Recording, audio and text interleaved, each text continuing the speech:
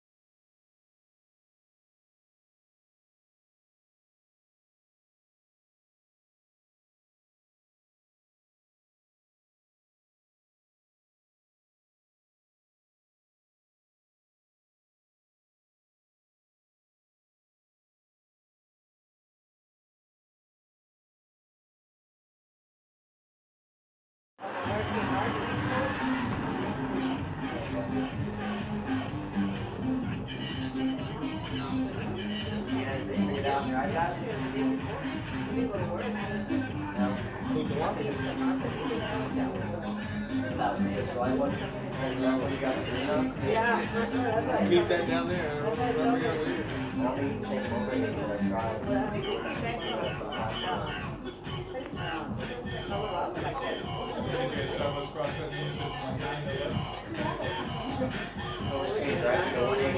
Oh, that's right.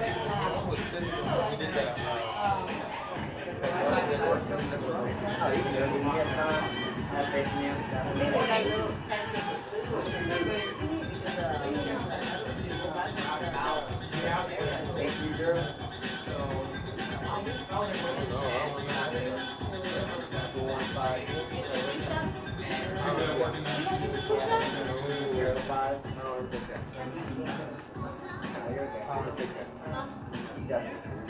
Oh, yeah. That's why they always stay healthy all these years. I think that goes to crap. No network with this. No network. Oh, my name is Papa.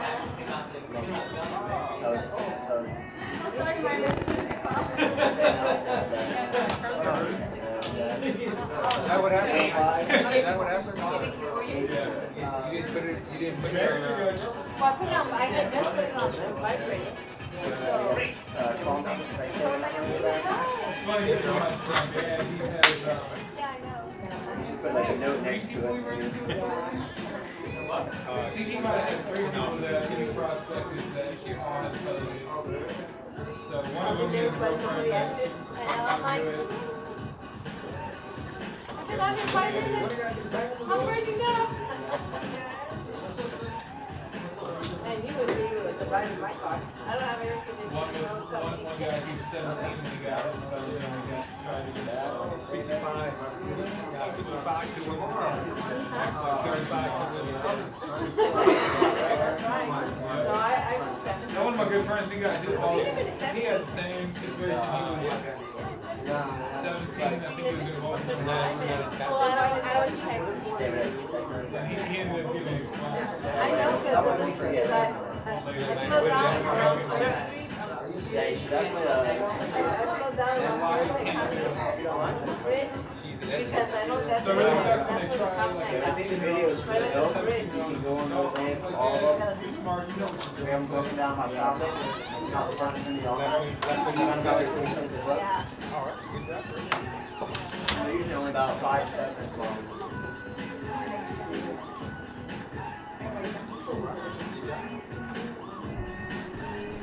So we want to take some classes also. I mean, you can help me study as well. If you guys can find time to take it together.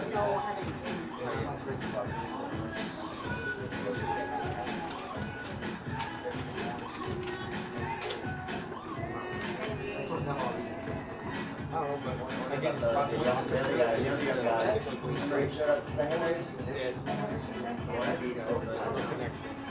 In the phone? If I go to the cars, they're off the game. The second day, we have all the knowledge. Pretty much the introduction to everything we did, so imagine it's really long for us.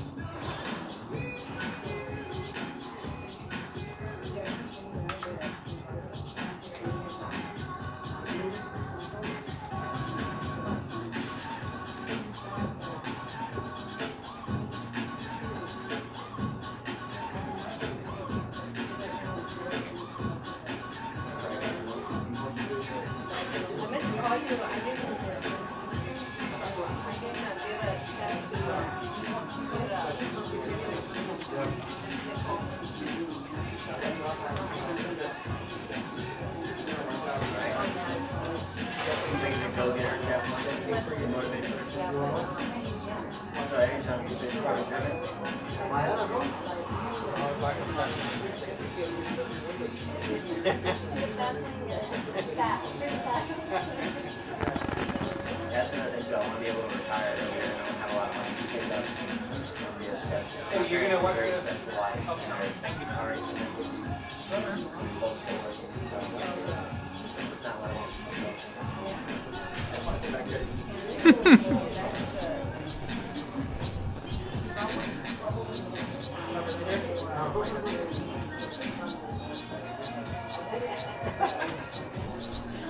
In bed over there.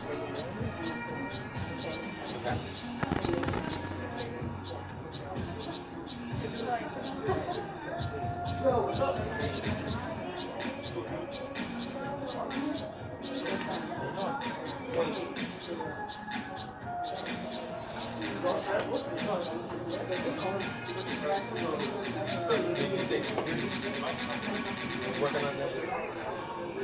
Good? Yeah. You're on this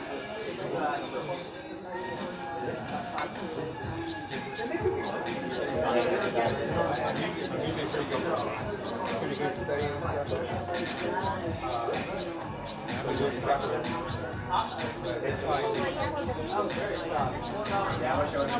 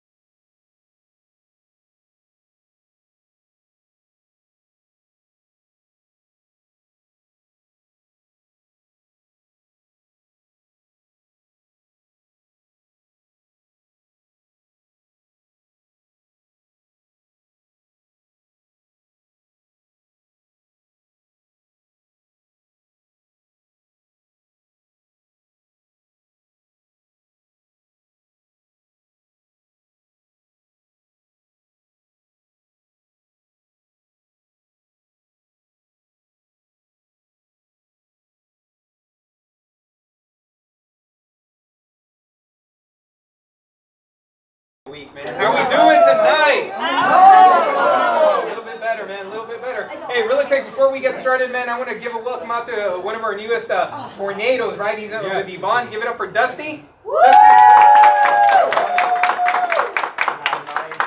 Glad to be here with y'all tonight. That's for sure, definitely. Yes. Do you live here in Austin, or do you live in Lockhart? I live Or? in San Marcos. Oh, okay. Good deal, man. We have some people here from the 666. That's all right. That's it. I mean, I don't know what they got. Hey, so real quick, obviously, Coach is he's pulling up here, man, or he might have walked in already. I don't know, but he's gonna have some awesome training, right? So you better get your hands ready, right, to break down the lot. Before we get started, though, there's a guess what? Primerica's throwing out a contest. Wow, right? Big surprise, right? Always. Okay, so for Auto and Home, who likes Auto and Home here? Yeah, right. It's a great product, you know. And so if anybody obtains your Texas resident personal life license, complete the AFI invitation only Primerica Secure Pro training. I'm assuming that's something you do on POL. All right, and then close one compensated referral. Okay, all qualifying events must be completed by November 30th. You get a $100 gift card. Yeah. But there's more. Then you get, combined with the existing $150 licensing cash bonus. So for a grand total of $250. ding, ding, ding, ding. We got a winner here. Okay, hey, that's pretty good, no? Yeah. By the way, do you know that you're also going to get paid for that, for that referral? Yeah. You know, that's pretty good, right? Yeah. Hey, where else but Primerica, right? Right. Okay, in a little bit, I'll take a picture of this and I'll post it on GroupMe, okay? Again, it's on POL, everything's on POL. And, but that being said, man, hey, where is he? I want to recognize a couple of individuals, man. And if I miss somebody, though, if you did something for the week, couple of testimonials, give it up for Richard, the man with a plan, right over there. Richard, stand up and tell us what you did. What happened? All right, hey guys, this is one of actually a client of mine that's been, I guess maybe about. Richard, they want you up here, actually, man. They just gave me the thing, man. I apologize. That's okay, that's okay. Make some noise for the man with the plan, man. It feels good up here, right? I can see everybody now. I was looking at the back of the heads, but no, hey, this is a client of mine. It's actually my sister-in-law also, but it's one of the things that they've been client of mine even before actually the business, with someone else and then with us, and just. Man, it's just the right time, I sent her a message. She's kind of active about 3 or 4 months ago. She asked about it, and, life happens, She also lost her son, 24 years old. So, having a tough time. But anyway, this was 3 months ago, and then I just happened to send her a message and say, you know what, it's never going to be the right time. Never's going to be the right time. Would y'all agree with that? Yep. It's never the right time. And send her the message, definitely want to sit together with you. That way we can go ahead and get you in class. She sent me a message, and the message that I sent was, I'm sure this message will find you in great spirits, right? And it ministered to her because whatever she was going through, she replied back and said, you know what, you're right. It's time for me to quit having a pity party. I'm ready. And set the appointment yesterday, went over there and took care of the IBA. So it was awesome, man. It was awesome. Man. So we got to just keep on. All right, Richard. All right, make some noise for Richard, guys. Amazing story, man. Anybody else? Any results? Why are you trying to keep quiet? Get up here. Yeah. Come on, $221 in premium. Yeah, I did that. What he said, 221. Come on. I picked up a premium on. Not annual. Monthly. Monthly. You're getting paid. What happened? Oh. That's it? Okay. So obviously, hey, you know what that pays you, right? I mean, you can do the math yourself, right? I thought we were going to get a little more out of it, but anyway, hey, that's not a bad thing, is it? And that's an actual policy increase.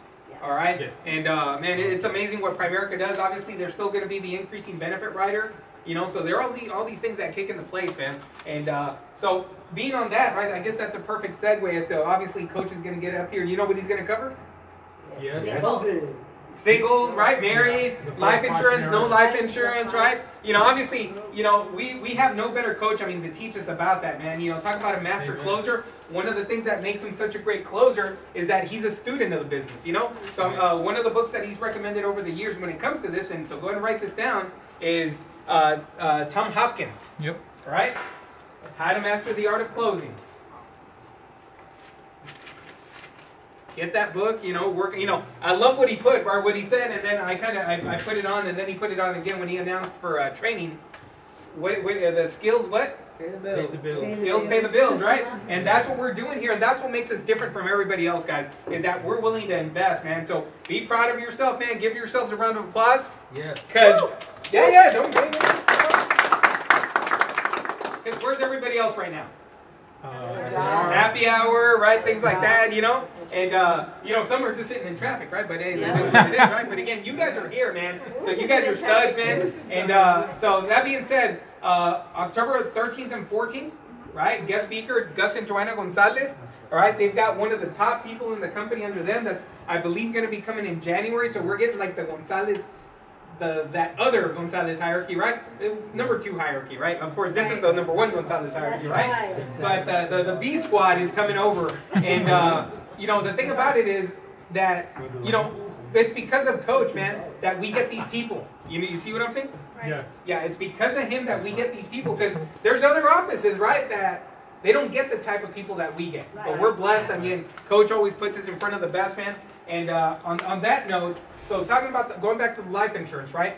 And write this down, because I know he's obviously going to give a lot, but we're always looking for extra little things that we can use, right? And I'm a big believer, right? Hey, take what you can use. Now from Coach, hey, we're going to follow his stuff verbatim, right? Yes. But jot this down real quick.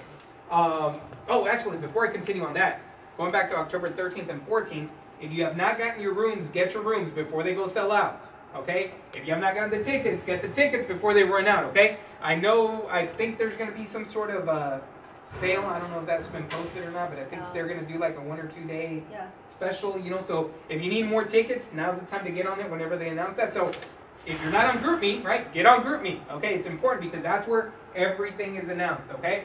Now, there was another announcement that I did want to make. Oh, did you hear there's new slots for Hawaii? Yep. Okay, so it's a sprint to Hawaii that goes from September through November.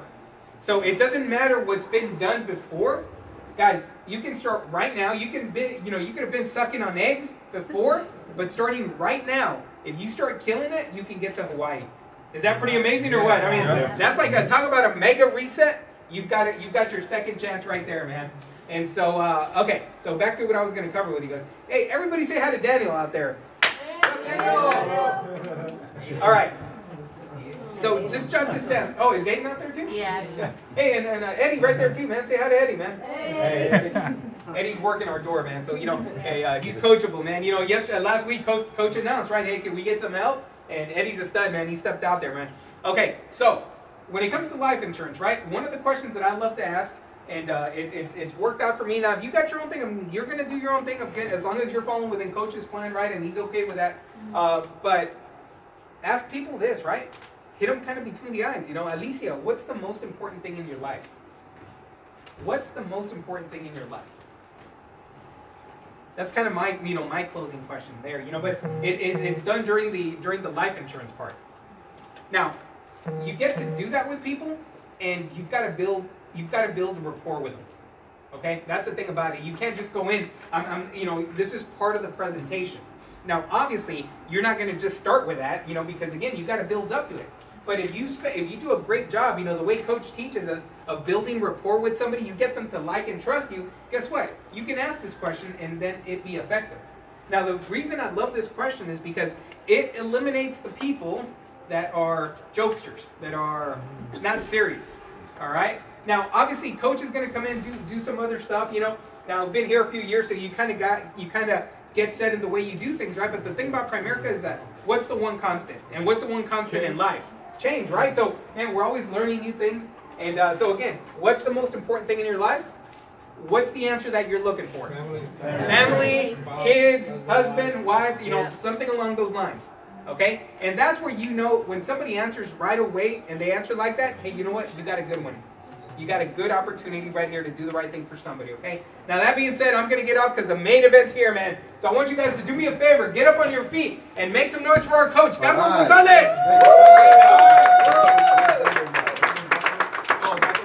How y'all doing? I got guys? Unbelievable. All right, well, I'm fired up, man. I want to teach y'all how to help clients and how to make money. Hey, Mike, where's that little table we put over here usually? It's inside the office. I got you. Can you grab it from me? Okay, thanks, man. Appreciate it. All right, guys. Anyway, first of all, a couple of things. Congrats on your close. 221? Yes. Monthly? Not like every other 5 years. I'm joking with you guys. That's awesome. It's a Congrats, month. man. It's a quarterly 221. Oh, it's No. I'm kidding. Oh, okay. So 2012, your district, where are you? So you make 50%. 21 times 12, that's 2,400 plus the 2, that's another 240. So that's 2,600. So you made about 1,300 bucks. Come Not on. bad. I mean, hey, girls gotta eat. You got 10 kids, you gotta feed them all. You have 4 kids, right? Okay. 4. That's a good way to remember. Why did you tell me that's the first time I mentioned it? Okay. Anyway, guys, first of all, a couple of things. I'm gonna go before I go on closing. By the way, thanks for being here on Friday night. I know Mike talked about this, but what's the average person doing on Friday night? Partying, drinking, happy hour. You know, first of all, they have no money and they're out charging on credit cards they can't afford to pay anyway. They're trying to drown their sorrows away from a 9-to-5 job. You know, who was I talking to today? I forgot who I was talking to. I used to be a pharmacist, so I used to have a JOB like you guys. And a job was, y'all know what it stands for, just over broke, right? I was paying my bills and that was it. Leslie had nothing left over. Can you relate with that? You probably can't anymore because Daniel makes all this money at where he works at, but in the party thing you're doing. But for the average person, we're broke. By the way, is Rosa coming today? No. She could make it, okay. A couple of things, so before I go into my notes on closing, I want to cover a couple of things. I actually covered this, the story case thing, Tuesday night, and we're going to go over it again today. I want to make sure you all get it. But I want to talk to you about something first of all. I was talking to Rudy, where's Rudy? Yesterday, right, Rudy? And we met yesterday, and you know, he don't let me share with him what I covered with you, but the reason I told him this, I'm going to cover today, is because a lot of people have the same problems in Primerica. One of them is how to stay focused. And listen, the reason people have a hard time getting focused, they have no schedule. So what kept me focused when I finally figured I had to have a schedule, back then, this is before internet, this is before POL, this is basically join the business, if your RVP or your recruiter will sprinkle some holy water on you, send a sign of the cross, and say, Alicia, good luck, may God bless you.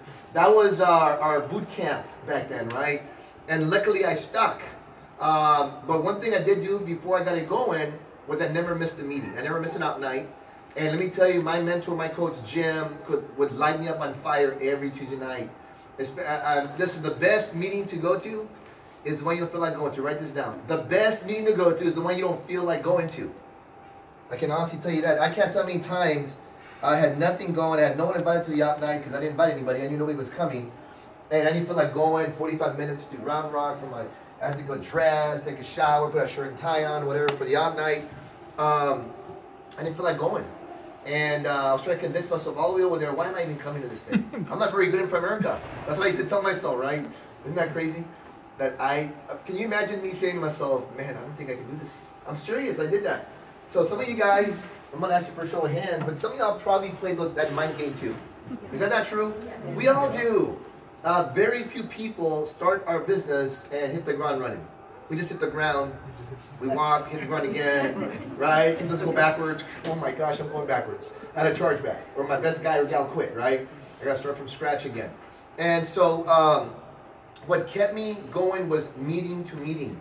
Listen, emotionally, what keeps you in Primerica is meeting to meeting, okay? So you can't miss a meeting. I don't care. The most important is the next one, the one you're going to. You guys follow me on that? You cannot stop going to the training. You can't stop going to Hop Night. You guys are blessed. We have POL. You can go in there and click on videos and all that stuff. Great training, which is awesome. And you know, of course, we offer training every either Friday night or three Saturdays of the month. We offer it on Saturday. But Jim didn't have organized training. He did Op Night and no drill for skill. So I literally had to learn on my own. And we had cassettes back then. I probably listened to about, I would say 500 cassettes back then. We were lucky we got SoundCloud, we got all this other stuff, we got great POL. And that's what kept me going. You know, one of my favorite one was Bill Whittle, We Do What's Right. Yeah. Mike Tuttle on developing new markets, you know, relationships building. Rich Susie on how to stay focused in an unfocused world. Let's see what else. Shane Goodman, winning. I can go on and on. You know, the Shane Goodman, the Little Red Wagon Store. I can go on and on. That was my training back then. So you guys are lucky we have organized training, right? And listen, Art Lehman said this a long time ago. We're all one recruit away from an explosion. We're all one recruit away from an explosion. I was my upline's explosion. I'm like 75 to 80% of his income right now. He passed away a little over a year ago, and his wife, had 75 to 80% of her income comes from my hierarchy. Now, they didn't know at the time, and listen, Jen never treated me to a hamburger or anything until I became vice president. He never took me out to lunch. In fact, I cut his grass once, and it was a big freaking backyard, like, oh my gosh. And he offered to pay me $20, and there was a lot of money back then. I said, no, thanks, Jen, you're my coach, man. I did it out of love. It took me 3 hours. After I'm like, should have taken the $20, man. I was broke, man, but he was my coach. He was my coach. And by the way, some of you guys already do that for us. You know, I know Eddie does a good job of, and Stephanie, I know she's not here, but you guys contribute to the team in a lot of different ways. You know, you rewrote the chapter quizzes on the life book. Stephanie does a lot of notes that she takes when we're here, and she transcribes them and puts them where we can all read it and stuff and learn. Because, you know, when you follow me, I mean, I'm all over the place, right? I go from here to there, all that kind of stuff. And she kind of organizes it. So we're very blessed. We have a lot of team, you know, of course, Betty and Mike are always here for PFSU to greet our people. And a lot of you guys contribute to the team, maybe not premium-wise right now, or in addition to premium and recruits, right? And we appreciate that. So this is what I did way back when I took the yellow legal pad, and this is all I did. I put down every day of the month, of the week, excuse me. And all I did, and let me show you what I did. Okay, so when I had a JOB, when I was a pharmacist, let's say I opened the pharmacy at 9 a.m. and I worked till, let's say, 4 p.m. That was my schedule. That means if I was off here, I was off in the morning, so I'd go in at 1 and I get out at 9 p.m. Okay? And so if I close, I open the next morning from 8 a.m. at HEB pharmacy, and I get out at 4 p.m. I was off. Tuesday, I was open, right? So I come in at 1 o'clock, get off at 9. I open over here, so 8 to 4. So that means, and so if I was off here, I was off Saturday and Sunday. It flip-flops every other week. It's a 2-week cycle, right? So, listen, my schedule was not conducive to building Primerica because you recruit by day, but you sell by night. And look at this. I had Monday night available, Wednesday night available, and Friday night available, okay? And, of course, all these Saturday and Sunday do appointments. But I switched it because I never miss op night. I convinced my the other pharmacist to always have off on op night. So if I can fit my schedule, so can you.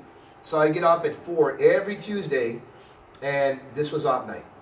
So that means that I had to close over here probably. So let me put 9. I only had that night, Monday night, and Friday night, and of course all day Saturday and Sunday. My schedule was horrible for Primerica, but I figured out a way to do it. If I can do it, so some of you guys are lucky. You get off at what time? 4 o'clock? No. It's 5? 7. Oh, really? Yes. Wow. So you're a teacher, right? Well, okay. Who gets up at 4 or 5? In the morning? 4 or 5, right? Yep. No, at night. In the Afternoon. morning. Okay.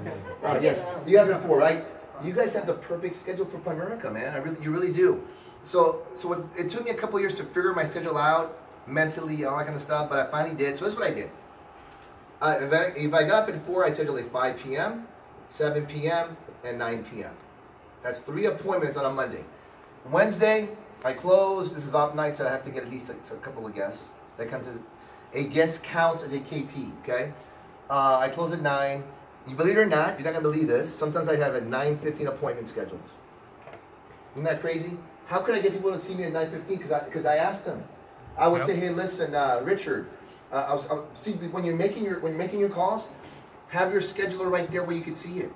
Matter of fact, let's see, Mike, can you give me my schedule while you're recording? Richard, can you give Rudy? Can you give me my scheduler? It's right there on top of the table. Okay. That's all we had back then, okay? So I always had it in front of me when I'm making phone calls, so I knew exactly what gaps I need to fill in. And I went over this with Rudy yesterday, okay? Hopefully that helped you, Rudy, okay? That's how you stay focused, okay? So, for example, if I gotta fill these, see, I have some appointments scheduled during the day, but I gotta schedule these over here, right? So if I already knew that, then what I would do Okay, so that means I gotta have a 5, 7, and 9. What I recommend is before you make phone calls, circle the appointments you have scheduled that you have available. Does that make sense? Availability. 9:15. If I could do one over here, 9:15, I would do it also. So that's 3, 4, 5. Let's see over here. I schedule a 5, 7, 9. So that's 3, 4, 5, 6, 7. That's 8 appointments already. Potential appointments on a during the week. Saturday I schedule a 1, 3, and 5 if I could. Sunday I make calls from 7 p.m. to 9 p.m. Now you can make calls all the time, okay? But back then we had landlines, huh? The nights and weekends too. What do you mean? Like when we first started getting cell phones, we had the after 7 p.m. Oh, yep. Oh yeah, Free absolutely. but see, now you can call anytime, which is pretty awesome. You have your phone in your car, right? So again, 1, 2, 3. If I had like 2 guests, I'd count them as 2 KTs or recurring interviews, either way. So let's say 3, 4, 5, 6, 7, 8, 9, 10, 11, 12, 13. That's 13 potential appointments for me on a part-time schedule. Part-time. You guys follow me? So now, I'm not saying you guys have to be beasts like that. It's kind of like if you've never been to the gym, and all of a sudden you go to the gym and you start lifting weight you've never lifted before, you won't go back because you'll be so freaking sore, like, oh, this is not good for me. No, you start little by little. So if I were you, I'd figure out, like I did with Rudy. This is what I did with Rudy. I'm going to erase this. Y'all got this already? Okay, this is what I did with Rudy. I asked him a question. How much money do you want to make a month? And I think you told me, Rudy, what? 3,000, I forgot. Okay, so Rudy wants to make 3 grand. All right, this is a simple formula, it's not hard. You're a district? Okay, so that means if you're a district leader is a 50% contract. So that means that you gotta write 6,000 in business, because 50% of 6,000 is 3 grand. Y'all see that? Okay. And in our company, the average close is $83 a month. Okay? Because that times 12 is 1,000 in annual premium. So you got to average an $83 live close. Make sense, right? So what we need to do is you divide the 6 grand, and this is you and no team, okay? It's just by yourself. 6 grand, which is an annual premium, divided by 83 bucks a month. I'm sorry. 1,000. But 1,000? Sure. They need 6 closes, so. Yeah. $6,000. Yeah, so you need 6 closes, right? That means you're gonna average 2 closes every 10 days. 8531. What did we say? 2 closes every 10 days. So every 10 days of the month, he has to have 2 closes. Is that doable? There's 10 days. How can you not have at least 1 close every 5 days? If you don't have 1 close every 5 days, you don't have any activity. So we gotta start generating activity. And this is what but y'all follow me on this? So take whatever contract you're at and that's what you do, okay? Anybody want me to, before I erase this, go over this again? Y'all got it? Okay. America is not hard. It's just inconvenient, right? So now let's talk about how to generate leads. I mean, the first thing to do, if you've been here for a little bit, okay, is call your old clients, if you have any. You may not have some. I don't know, John just moved over here, so you may not have any clients here yet, okay? But if you've been here for a little bit, you got how many life clients? 21 in your history? 34? I forgot. I don't know, it's more than 21. Okay, so those are all potential leads right there, right? So called your old clients, and the verbiage I given was this: I need your help. I need your help. Why do I say that? Because people love helping others, right? So I would call your client and say, hey, John, I need your help. I'm in charge of expansion here in the Austin area. In case y'all didn't know this, all of you guys are in charge of expansion. Make sense? I need your help. I'm in charge of expansion here in the Austin area, and we're looking for key people that would like to make an extra $1,000 a month part-time. Who do you know? The key is this. Who do you know that's looking for more income?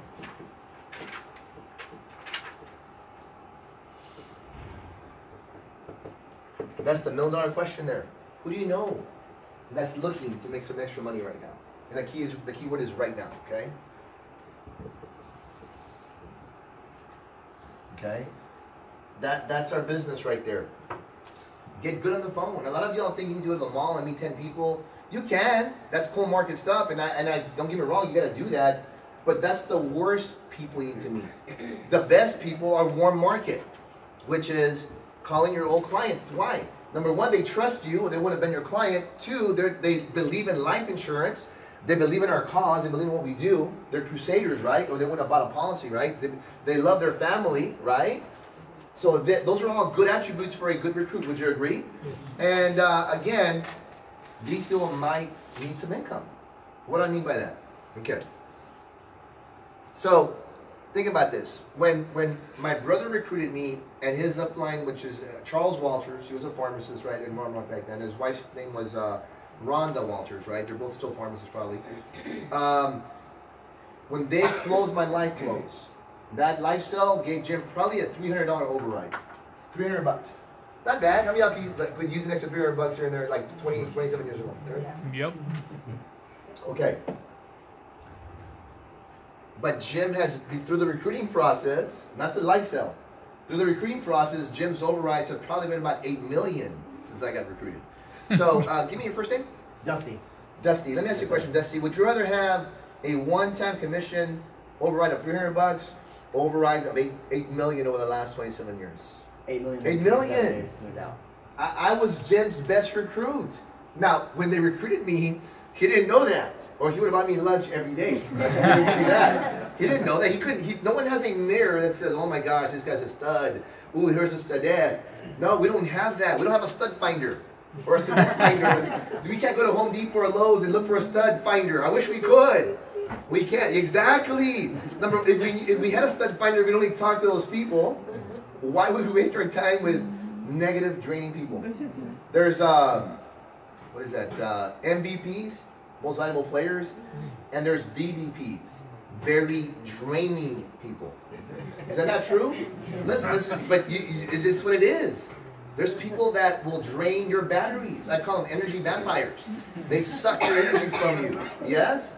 And so my point is, you got to go through them to find the MVPs. You got to go through VDPs to find the MVPs. So specifically, what I did is this.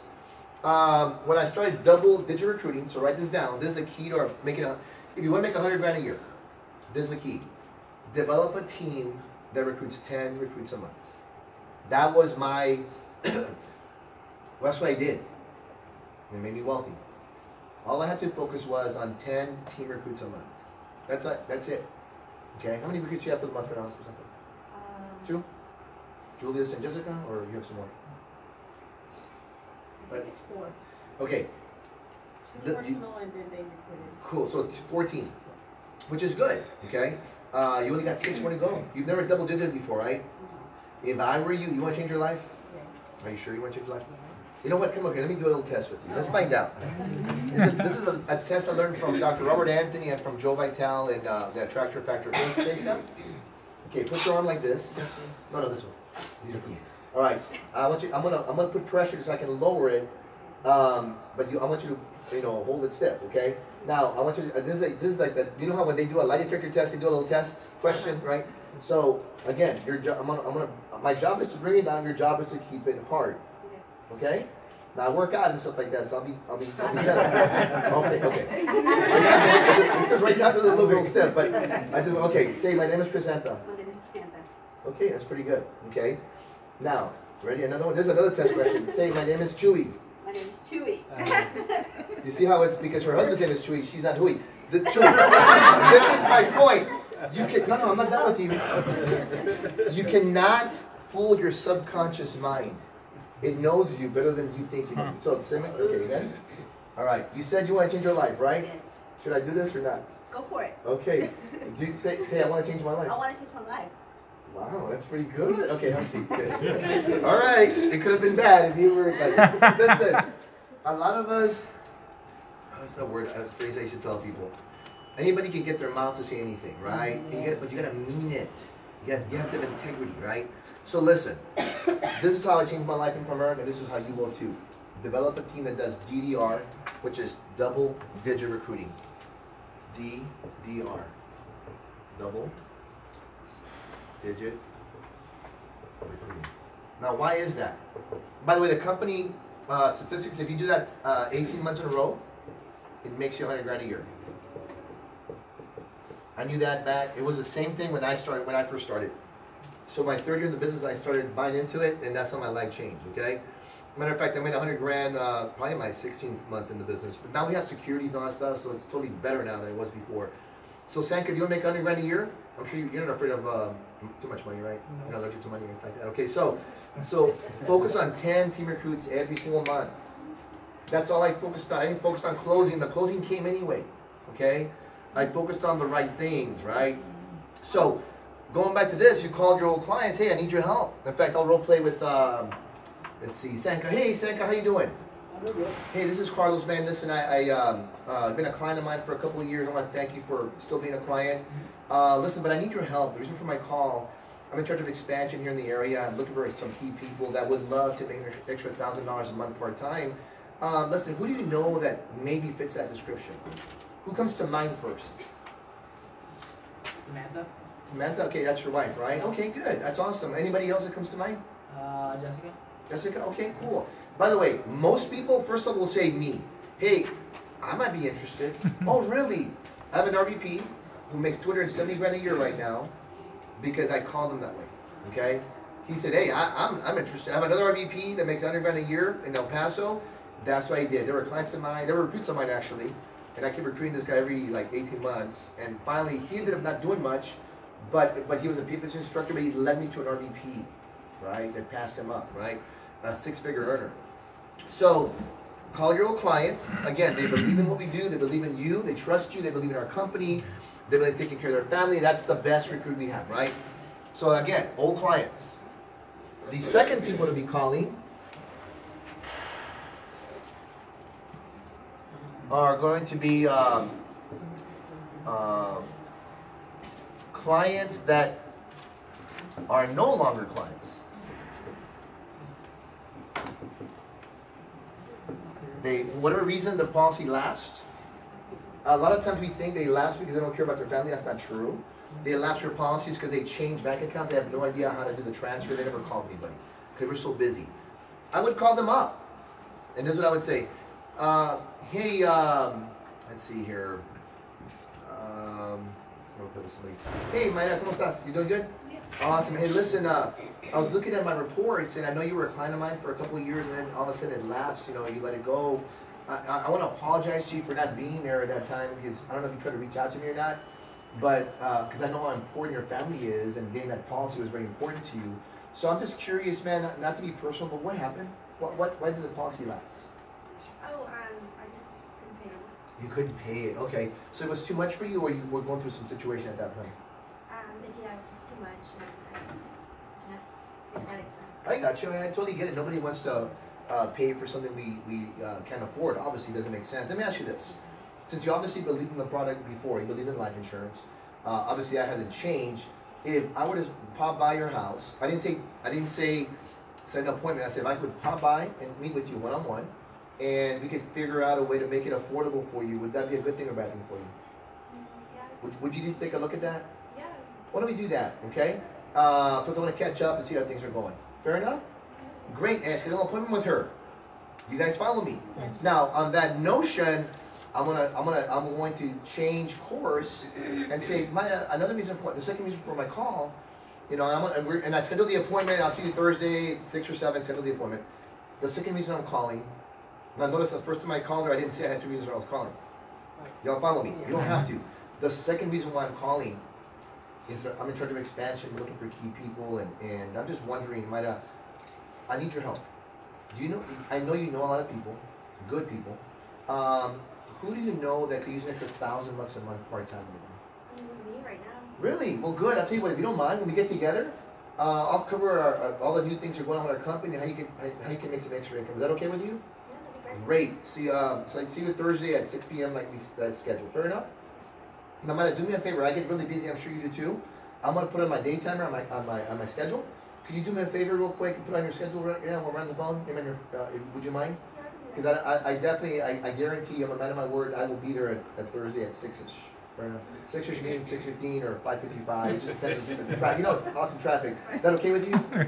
And I made sure she understands that. Do you guys follow me? Yep. Folks, you got to get good on the phone. You got to get good at talking with people. Okay, I talked to Daniel and Leslie on Tuesday night. I said, listen, I'm going to keep helping you, but I need you guys to be leaders, to become better leaders. I need y'all to become independent. Because if you depend on me to make all the calls, and I told Rudy this too, I'm gonna slow you down, not on purpose, but I got a hierarchy. I've got 26 RVPs. I've got about 1,800 licensed agents, and so they need me too.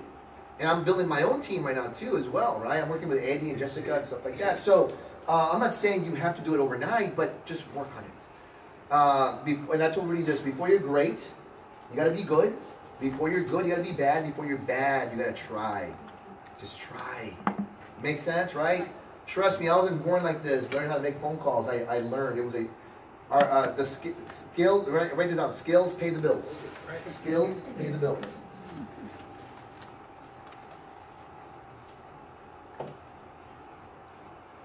Coach, is that skills with a Z? You can, hey, whatever trips your trigger or floats your boat, right? But yeah, skills. SKILLS, right? Skills that pay the bills. Fair enough? I think it's bills with a Z. All right. So we covered one was what? Current life clients. It could be current investment clients, doesn't matter, okay? Clients that and that are no longer clients. 3 are going to be old recruits that quit. Okay, same thing. I'm not going to go through the whole thing again, but old recruits that quit. People don't quit Primerica because all of a sudden they wake up one day and they don't like Primerica or they don't like you. They quit because they got crap going on. They got stuff going on. Everyone tells me I'm real busy right now. Well, who's not busy right now? An unemployed human being at home watching soap operas is busy right now.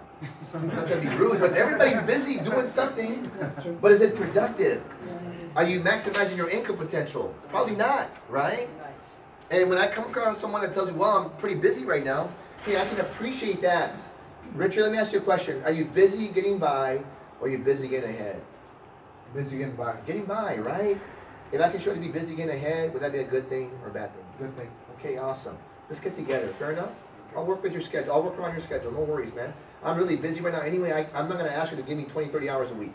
But if you give me 4 or 5, I'll work with you. Fair enough? You can do that, right? Yes. But y'all follow me on that? That's what I do. Now, if you haven't listened to my audio on overcoming objections, you know, how many times have you listened to my audio? You know? Just give me a guess. I would say maybe about 8 times. Okay.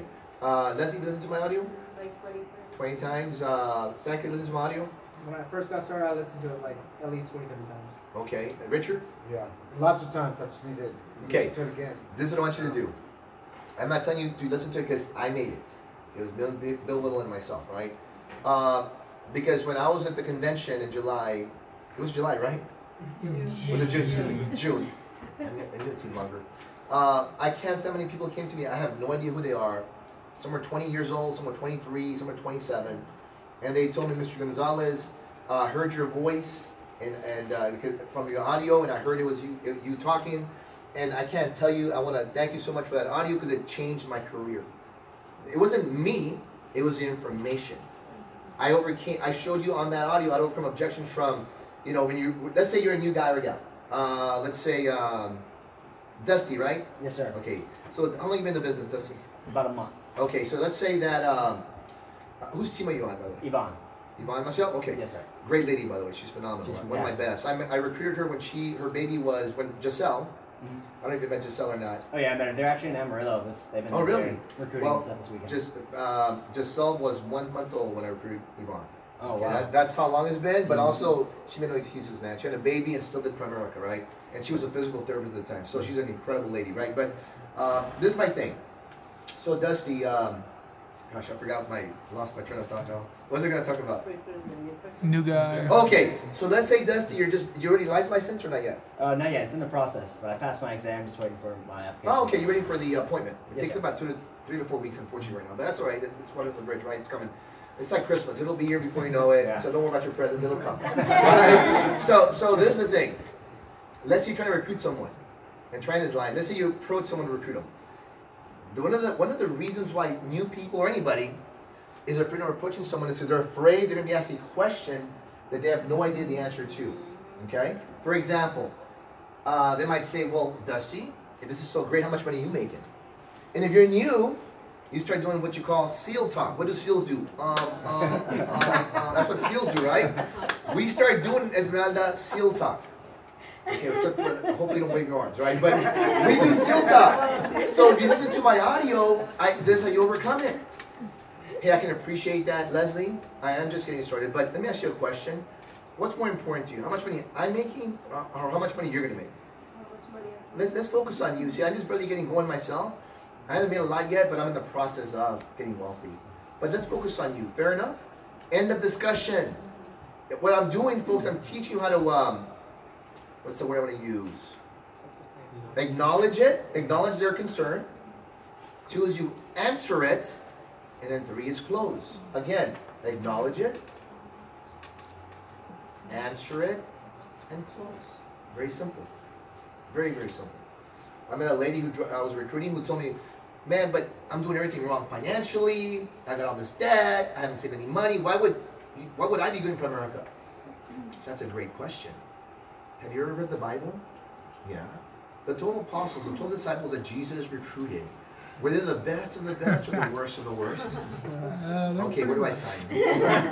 They were the worst of the worst. That's right. Because Jesus said, if I can transform this guy in this case, right? What a testimony. Does that make sense? Yes. But you got to be on your game, folks, when you're talking to people, right? That's why that audio is very important, Dusty, because it helps you. Have you ever heard my audio? I have not. I've listened to Keith Otto. Is yours on YouTube, or how can I find it? I have an audio. You have a CD player in your car? It's on SoundCloud. Yes, sir. Right, but you do have an audio, Yes, CD sir. player? Okay, because they still make them in the cars, right? I don't know, man. Sometimes. I don't know them anymore, but occasionally. I'll get you one before you leave. I have it right there. I have an audio file on my phone. I listen to it every day. If you just give me your email, I'll email it to you. Okay, either way, Yeah. I would take the physical copy, I take the email, and that way if you break the CD or whatever, Yeah. you got an email copy, right? Yes, You have ma'am. an extra one? I do. I made like 100. I had somebody make them for me, but yeah, absolutely. But don't forget to get one before you leave. I'm going to give you a little break in a little bit, remind me a little bit. So going back to closing, how about this? Somebody tells you money isn't everything. You know how to reply to that, Leslie? Okay, so I'm going to teach you how to do it. I want you to practice this stuff. The stuff that I go over with you guys, I don't want you to go home and not look at your notes again. Y'all need to go over this thing. Does that make sense? Yes. Because perfect practice makes improvement, right? So the way you overcome it, Leslie, is very simple. You're right, Leslie. Money isn't everything, but neither is poverty, huh? That's how you overcome it. What did you say? I said, money isn't everything, but neither is poverty, huh? And they go, well, yeah, you're right. That settles that, doesn't it? Yeah, it does. And all of a sudden it becomes a non-issue. You gotta learn how to overcome objections. Now, what I did, I'm gonna veer. Is it veer? Yeah, veer away from this a little bit. This is what I did one day. I wrote down the 3 most common objections on recruiting, on life insurance, and on securities. And those are the most common ones. And once I mastered those, the rest were easy. But this is what I did. And the recruiting part is, I don't have the $99, so they don't have it. Number 2 was, I've never been in sales. Is this multi-level or a pyramid type thing, whatever. And 4 was, I don't have time. And I overcame them all. My $99. You don't have the $99, I can appreciate that, Dusty. I know times are tough. But let me ask you a question. If your mom needed an operation to save her life and it cost $99 for the deductible, would you find the way to get the $99? Absolutely, whatever it takes. You would, because your mom's important to you, right? Yes, sir. Well, isn't your financial success just as important as taking care of your mom? Definitely. It is, right? So tell me, what steps would you take if your mom depended on you for the $99? What steps would you take to find the $99? Whatever means necessary. Sell some stuff you have, maybe, right? Whatever it took, right? Some stuff on Well, this is Craigslist. just that important because we don't know if one day your mom might need you financially. Would you agree? So listen, I'm going to give you 72 hours to come up with a solution. See, I could pay $99 for you, Dusty, but I'd be enabling you. You need to be a person of your word, a man of your word, if it's a woman, it's a woman of your word. You got to have integrity, and I'm not going to enable you. You have to figure out, this is your business I'm building. Does that make sense? When I joined the business, I was in dire straits financially too, and I figured out a way. And because of that, I made an impact in this business, right? So that's how you overcome that, right? Another way to overcome that same one is this. Dusty, if I had a Mercedes C 63S AMG, which I have parked outside, it cost me 91 grand about a month ago. I just bought it, right? And I was gonna sell it to you for 99 bucks. I'm just curious. Would you find that 99 bucks for that? Probably pretty fast. Like real fast, right? Probably Before I changed my mind. Definitely. Before I realized that I was asleep or something, or sleep talking, right? And so we're talking about that. This is more valuable in that car because I'm gonna teach you to buy cars like that for the rest of your life. What's better for you, one car or multiple cars for the rest of your life? Lifestyle. Multiple cars. Lifestyle, right? Definitely. But y'all feel me, right? Okay, the next one was never been in sales. Yeah, I've never been in sales. First of all, it's a myth. We're all in sales. If you have any kids, we sell our kids and our values. Went to church. My mom sold me, and would spank me if I wasn't sold, on being at church every Sunday at noon. I also have to be at CCD classes at 10 a.m. every Sunday. I was also an altar boy. I was all this stuff. Now, I'm not a perfect human being, but you know what? It kept me off the streets. It gave me some reality of right and wrong. I never stole anything. I never vandalized anybody. I never intentionally hurt physically anybody. Not intentionally. For protection, I would, of course, right? I live in the values, man. You have to fight every day. But I never was mean to someone on purpose because I knew right from wrong. You guys follow me? My mom is my hero. She's 88 years old right now. Still kicking. Still makes breakfast. Still makes dinner if I want dinner whenever I'm there, right? Tons of energy. Little walker, she moves faster than me. You're amazing. She's probably faster than me. Okay. So she was selling me on her values, on being a Catholic. You follow me? And I'm very proud Catholic. If you have children, you sell them on discipline.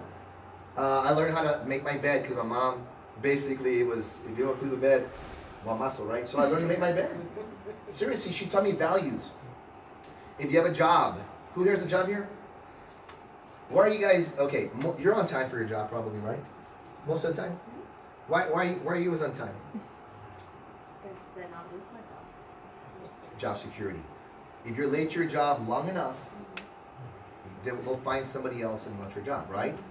My point is, we sell them on why they should keep us and let us go. So my point is this, never been in sales is a myth, right? I know Daniel's outside, Leslie's in here. When Daniel met Leslie about, 5 years ago? He sold her that he was the #1 guy on the planet. Don't tell me you can't sell, Daniel. You are a salesperson.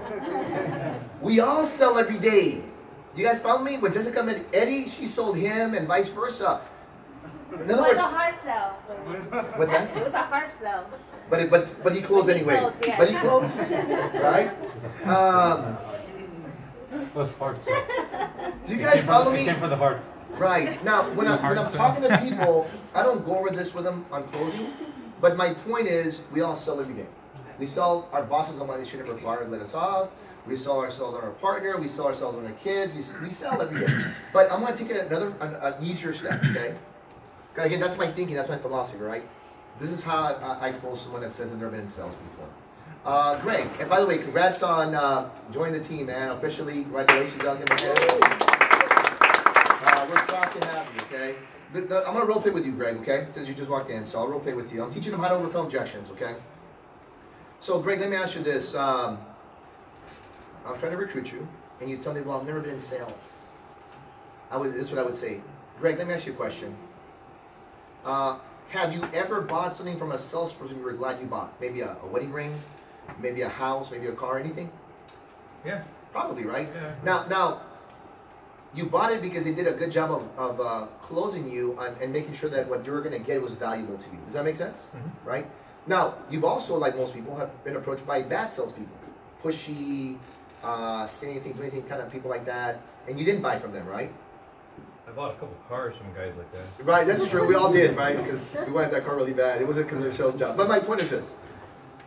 If I could teach you to be professional in our business and close people and give them what they want and give them value, you can make $300 to $500 an hour. Would that be a good thing or a bad thing? Oh, great. It's at least worth giving it a shot, right or wrong. Great. That's how you overcome the sales thing.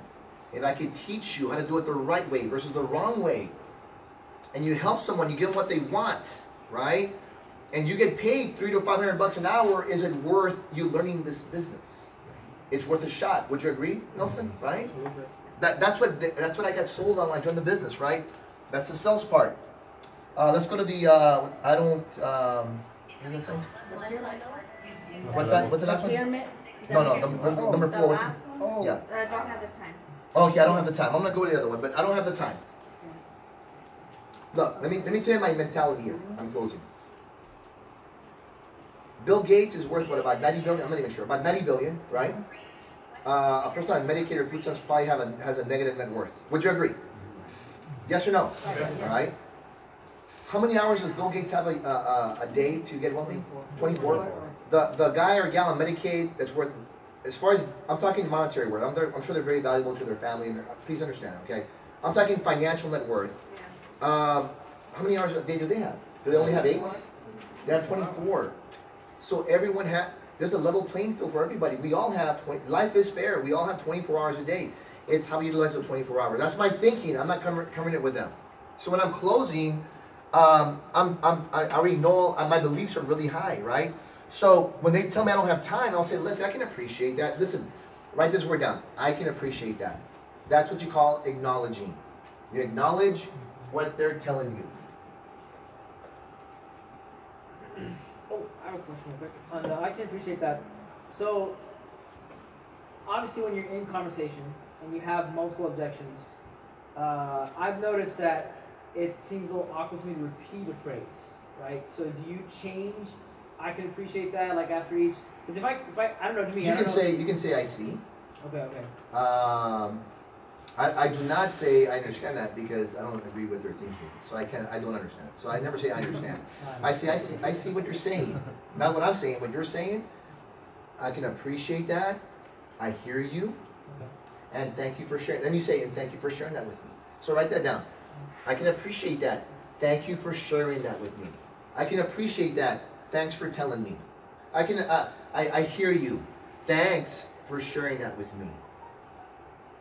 We're acknowledging them, okay? Because if somebody says I don't have time, you say, what do you mean you don't have time? There's 24 hours a day. Now you're making statements and not asking questions.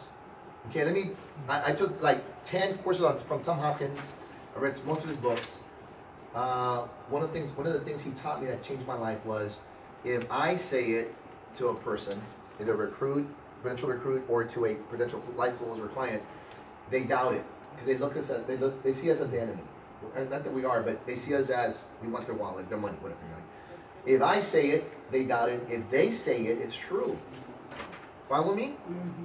So we gotta get better at asking questions to people. So again, I'm not gonna say it, right? So this is what I would say. So going back to the I don't have time. Leslie, I can appreciate that. Thank you so much for sharing that with me. I totally get it. However, let me ask you a question, Leslie. So you're busy right now, is that what you're saying? So level with me. Are you and Daniel busy getting by or busy getting ahead? Getting by, right? And that was me when I first started, so I totally get it. Let me ask, this is what I found out though, that I'd rather be busy getting ahead than just getting by.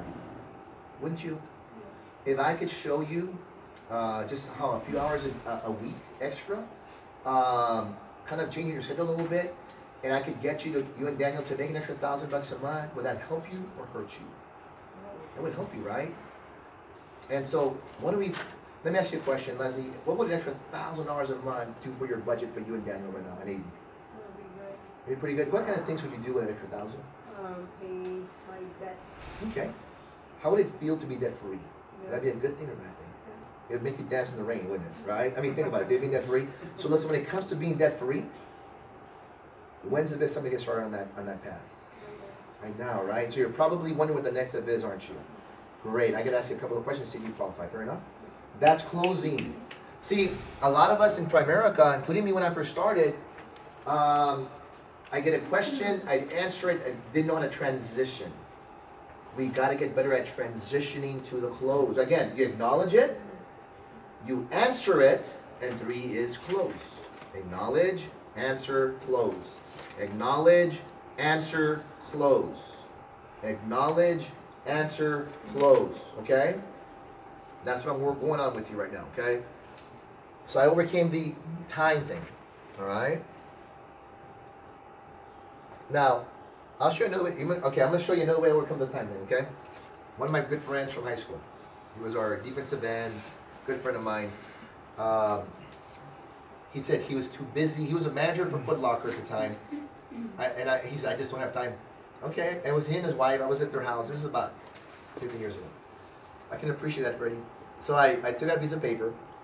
Said, Freddie, there's 168 hours in a week. So you work 70. Subtract 70 from 168.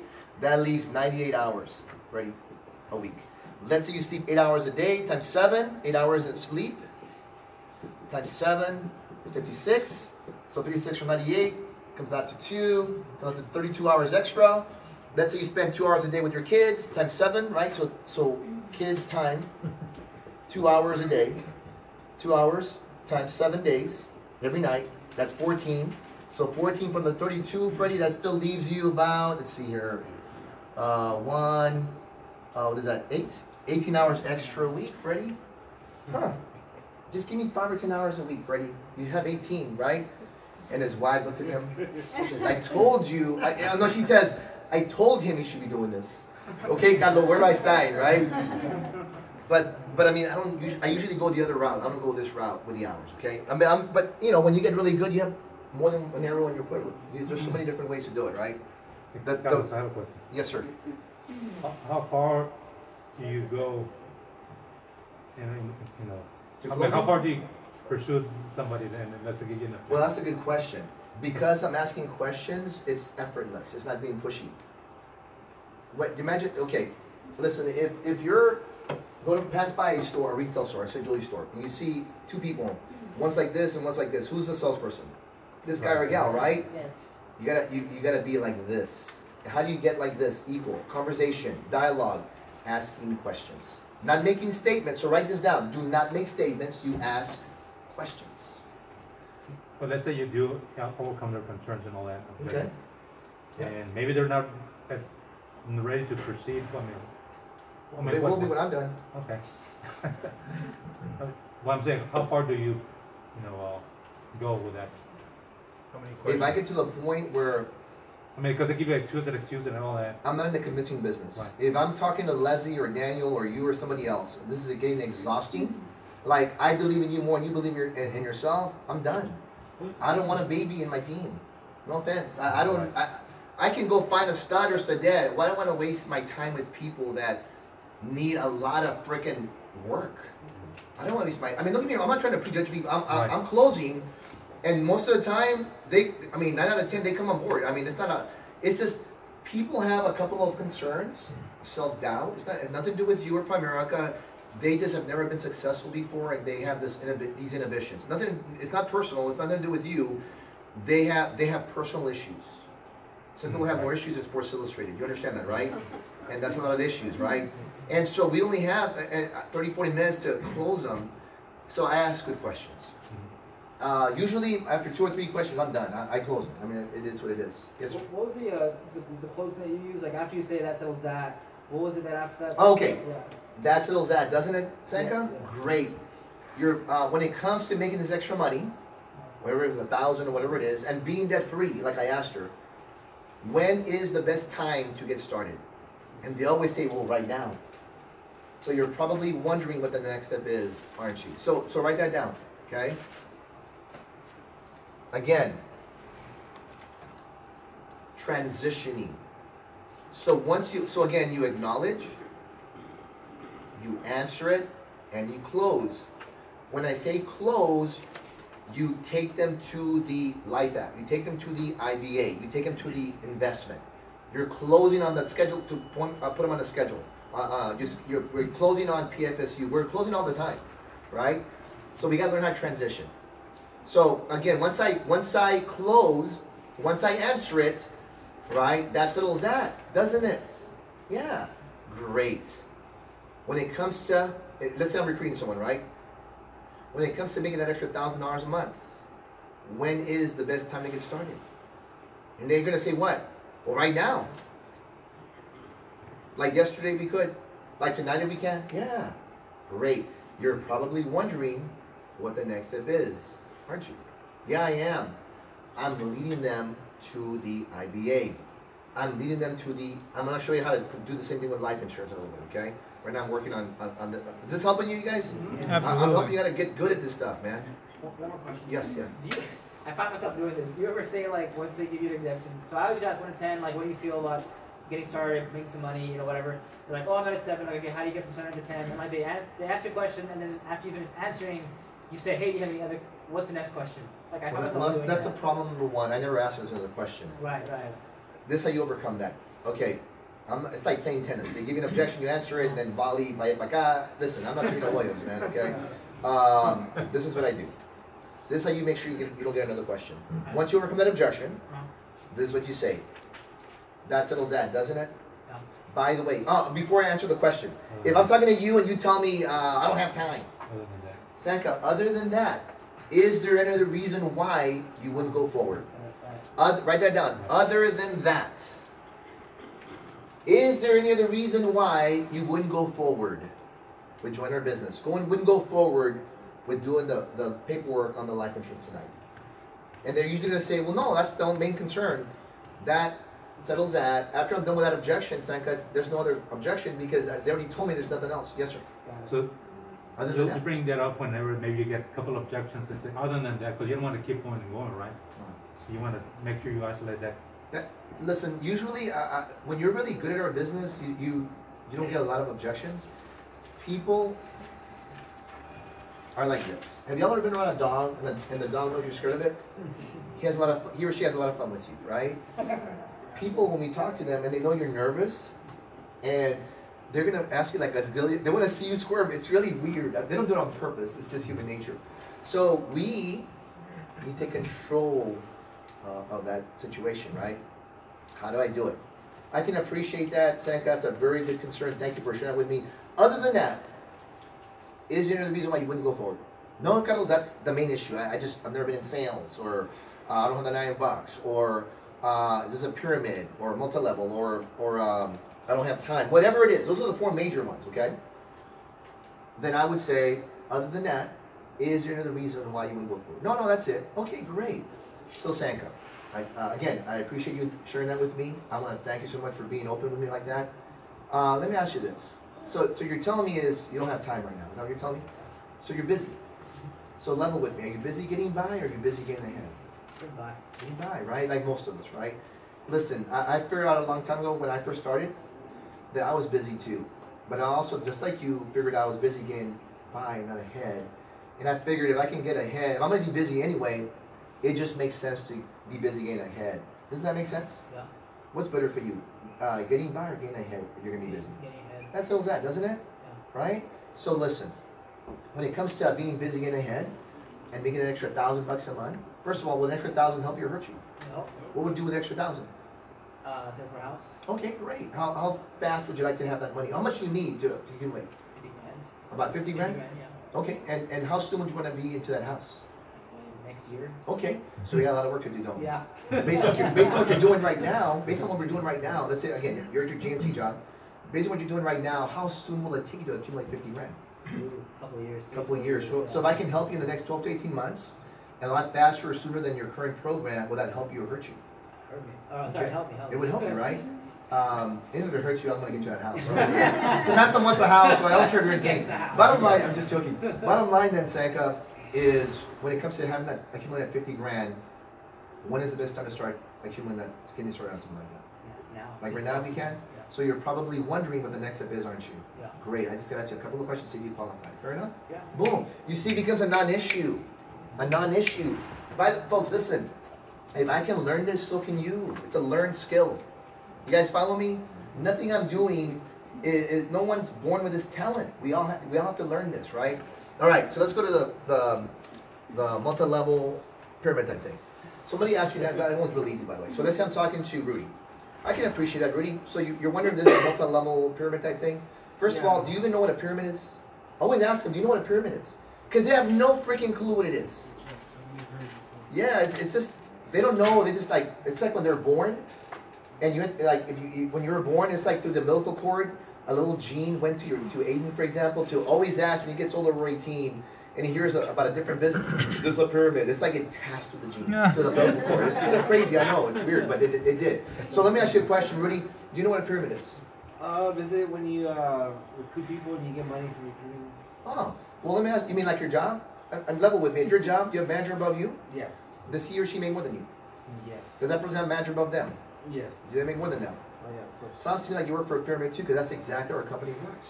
Every business really has different levels of management. Wouldn't you agree? Yes. Let me ask you a quick question though. What are the odds of you ever being the top guy or gal at that pyramid at your current job right now? Probably slim to none, right?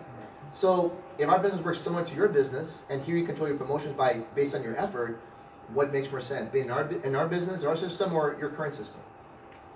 Ours, right? Where you're being controlled or not control of your promotions? Be controlled. That settles that, doesn't it? Great.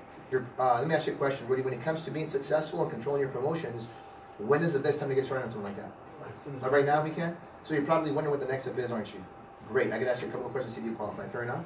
And I'm guiding them towards the IBA. Do you guys follow me? Yes. This is not hard. It's a skill. You have to learn the skill. Remember, skills pay the bills, right? Let me ask you guys a question. On a scale from 1 to 10. 10 being 100% certainty, 5 in the middle, 1 not. If you say the same words that I'm sharing with other people, when I'm in front of someone and I get the same objections, you get the same ones, and you learn and internalize and memorize everything I just said, with what certainty do you think you'll close like I do? 100%.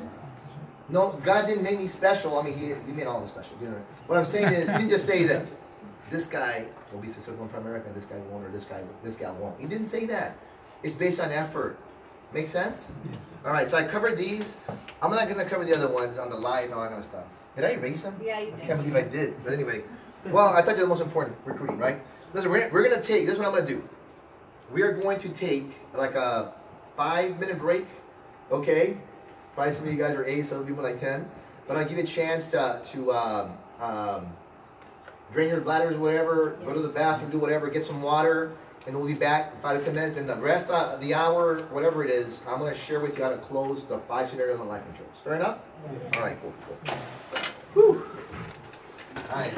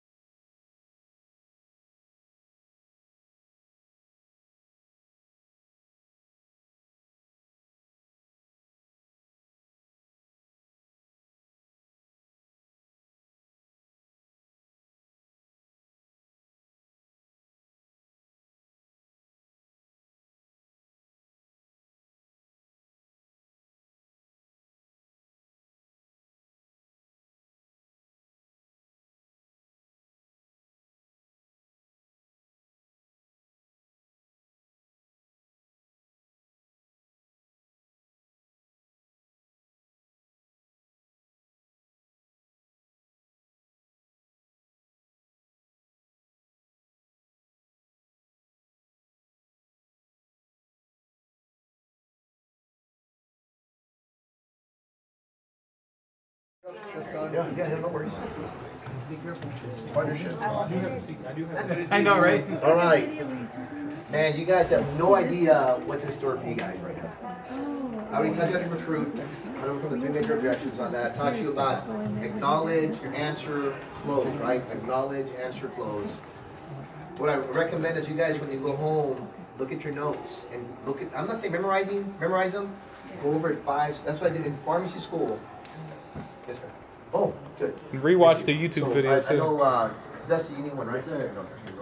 And Esmeralda, is it okay? Yeah, thank you. And you need one? Okay. I'll put it in my car. No, that's cool. That's cool. Greg? Oh yeah, Greg, you don't have that one? Oh, you did. Okay. So, the way I did good in school. And I'm not sharing it because I got straight A's. That's not my point. My point is how I got the straight A's, right? This is how I got them. See, when I was in high school, I was spoiled because I was I was ranked 16th out of 540 kids. I was a straight A student. My teachers loved me, right? I was a teacher's pet. I was a jock. I was an unfortunate Christian athlete. I was a good kid, right? Fundraisers, kept out of trouble. I was a tough guy too. I was the strongest guy on my football team. So if anybody was rude to my teacher, and I came from the bad hood, even though I was not part of the gangs, I would look at that guy or gal and say, hey man, you do it again, we're gonna talk outside, and that was the end of that. Does that make sense? So I protected my teachers, okay? So they loved me. And when I said something, nobody would challenge me because where I was from, right? And I worked out, again, I was the strongest. I know I don't look like very strong, but I was pretty good back then, right? So, which means our team didn't do too well because I was the strongest guy on the team. I was stronger than my offensive lineman, my defensive lineman, that's pretty sad. Anyway, but I worked out, I did all that stuff. So, this is my thing. And so, my point is in high school, I could study the night before and get an A. College is not the same. I learned it the hard way. I was a freshman, right? So I said the night before, and I'm competing against valedictorians, salutatorians from different countries, from China, Iran, whatever, man. And so I realized this is what I had to do. I go to college of pharmacy, so medicinal chemistry, pharmacology, whatever, all that stuff. I go home.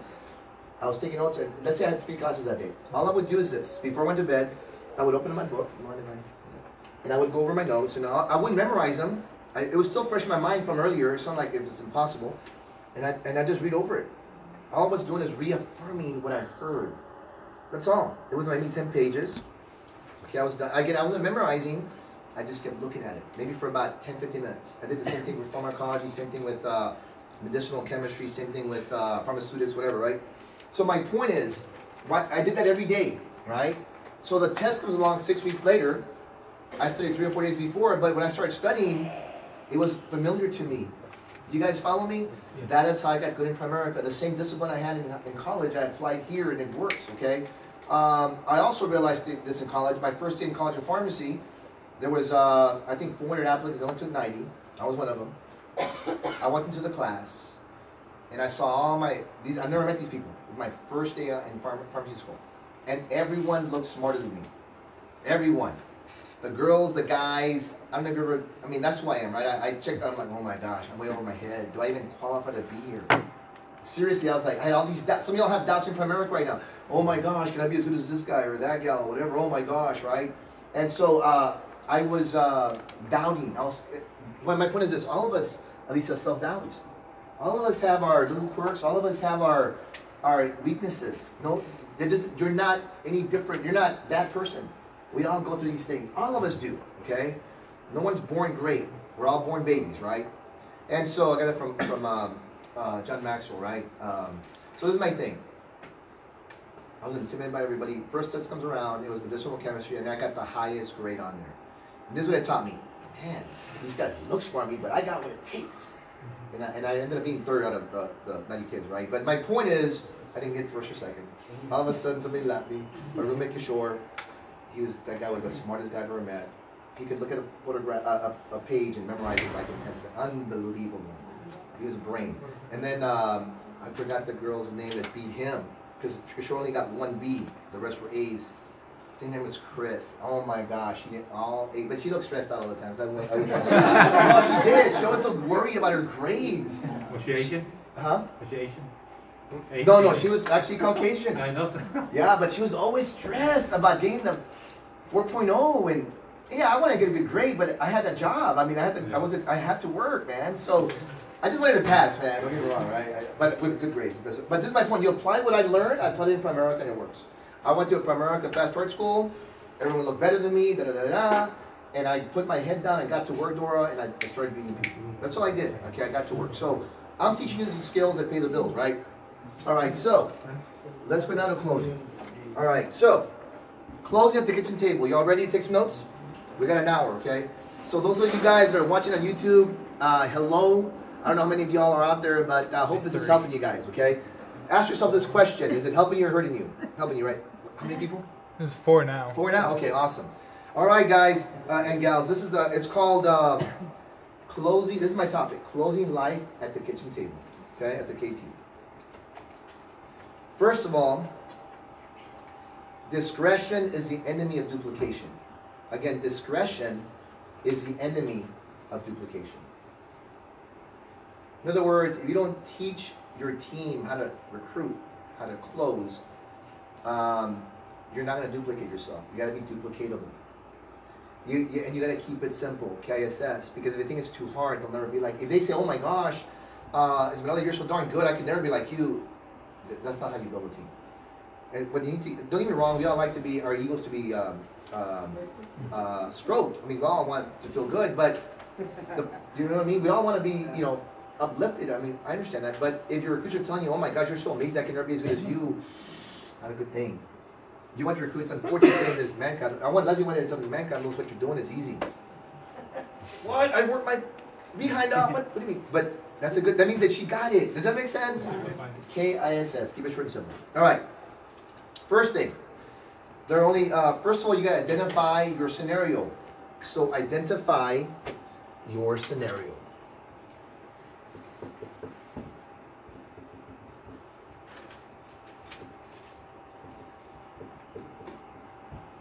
And there's only 5. 1, single, no insurance whatsoever. 2, married, no insurance whatsoever. 3, I'm not going to go through that or that. They have, whether it's single or married, they only have group insurance only. Okay? 4, again, I don't care if they're single or married, they have some kind of cash value. Whole life, universal life, bet your life, wild life, good life, all this stuff, right? 5, they have some kind of term. That's not Primerica, but they have some kind of term. So you got to identify the scenario, okay? Now on Tuesday night I went over how to close single people. I'll go over it really quick. You guys follow me? Okay. And this is how you do it. You're gonna do the same process. So you gotta have a process on closing. If you followed me earlier when I showed you how to overcome an objection, I had a process. Again, you acknowledge it, right? Answer it, and close. That was my process. All right? Yes or no? Yes. Okay. So on single people, Dusty, are you single? Yes, sir. Okay. So I'm gonna role play with you if you don't mind. So Dusty, listen. Again, when you're at a kitchen table. Yes, you do like a 5-minute presentation, Primerica, and you all know whatever presentation you use, right? I spend like 5 minutes on Primerica. This is my point. Nobody joins my Primerica business or has never became a client of mine because of Primerica. No one ever said, I've heard about you, man. I heard you're killing it at that company. I want to join you. No one in my 27 years ever told me that. You know what? They buy into me. Who I am and where I'm headed, stuff like that. So, I don't spend a lot. We love Primerica. It's freaking the bomb. I love the stock, everything. I don't know if y'all know this, but we get paid 5 different ways in Primerica. So write this down. Okay? 5 different ways we get paid. One is commissions, which is also called fee for service. I think you had a question on that. I didn't answer right. But fee for service. Okay? 2, overrides on the team you build, but overrides. 3, bonuses. 4, stock. So you're an RVP, you get stock. And 5 is ownership. You get to own your business. I'm not even going through the Toby 1 and all that stuff. I'm just giving it very simple, 5 ways to get paid. And this is what I would say. Lucia, your current job as a pharmacist, how many different ways you get paid? Isn't it just one called a salary? Paycheck. If you're going to get paid, would you rather get paid 1 way or 5 ways? 5. That settles that, doesn't it? You see what I'm doing? I'm asking questions. I'm not making statements. So get good at asking quality questions, right? Really, if you follow what I'm doing, you can be better than me, man. Seriously, I would love to see the day when you're better than me. I want you to walk into the room and who's that? Like Carlos Gonzalez is lucky to override that Rudy guy, man. Oh my gosh, Carlos is like in heaven. He gets to override that dude that's so much better than him. I can't wait to live to see that day. Who's that gal? Oh my God, that's Leslie, man. How'd she get in, man? That guy recruiter, that guy Carlos, he's like only 1% as good as Leslie. Leslie's freaking the triple bomb. I can't wait to see that day. It can happen if you work at it. Okay? Now, you have to work really hard to be that way, but you can. Yes, sir. Coach, what are the 5 ways you get paid? The way you say it? Very simple. The first one's commissions, or fee for service, right? You write business, you get paid. Comes from you. 2 is overrides from the team you built. 3 is bonuses. 4 is company stock. And 5 is ownership. You get to own your business, right? Thank you. Which is the ultimate thing, right? So, I don't cover all this all the time in front of people. It depends on who I'm talking, my audience. If I'm talking to a business owner, I would talk about those 5 things. Because they don't have bonuses. Listen, business owners, by the way, we company trips, which I didn't even share with you. We get company trips to Hawaii, Puerto Rico, whatever, right? 10 grand, man, for you and your spouse. The company pays for it. Listen, every business owner that I've ever met, they own their own business. If they want to go on a trip, they pay for it. You understand that? They're not giving it by anybody, right? If they want a ring, they have to pay for their own ring. We get these rings, right? My point is, we have the best of both worlds. We have the best of ownership. Those people that own a business, they have employee crap. They got workers' comp. They got to worry about paying for payroll, them showing up. Our company does their payroll for me. My payroll last year was like 4.3 million, whatever it was. I didn't have to worry about that. From all my agents, all my RVPs, I don't have to worry about it. They take care of it. It's pretty cool, right? I don't have to pay for it. The company pays for it. So don't come and complain to me about the $25 POL fee. Okay? Seriously, man, you got some issues. All right. Did you have a question? Somebody have a question? No? Okay. All right. So I'm going to go back to Dusty. Dusty, so going back to the presentation real quick.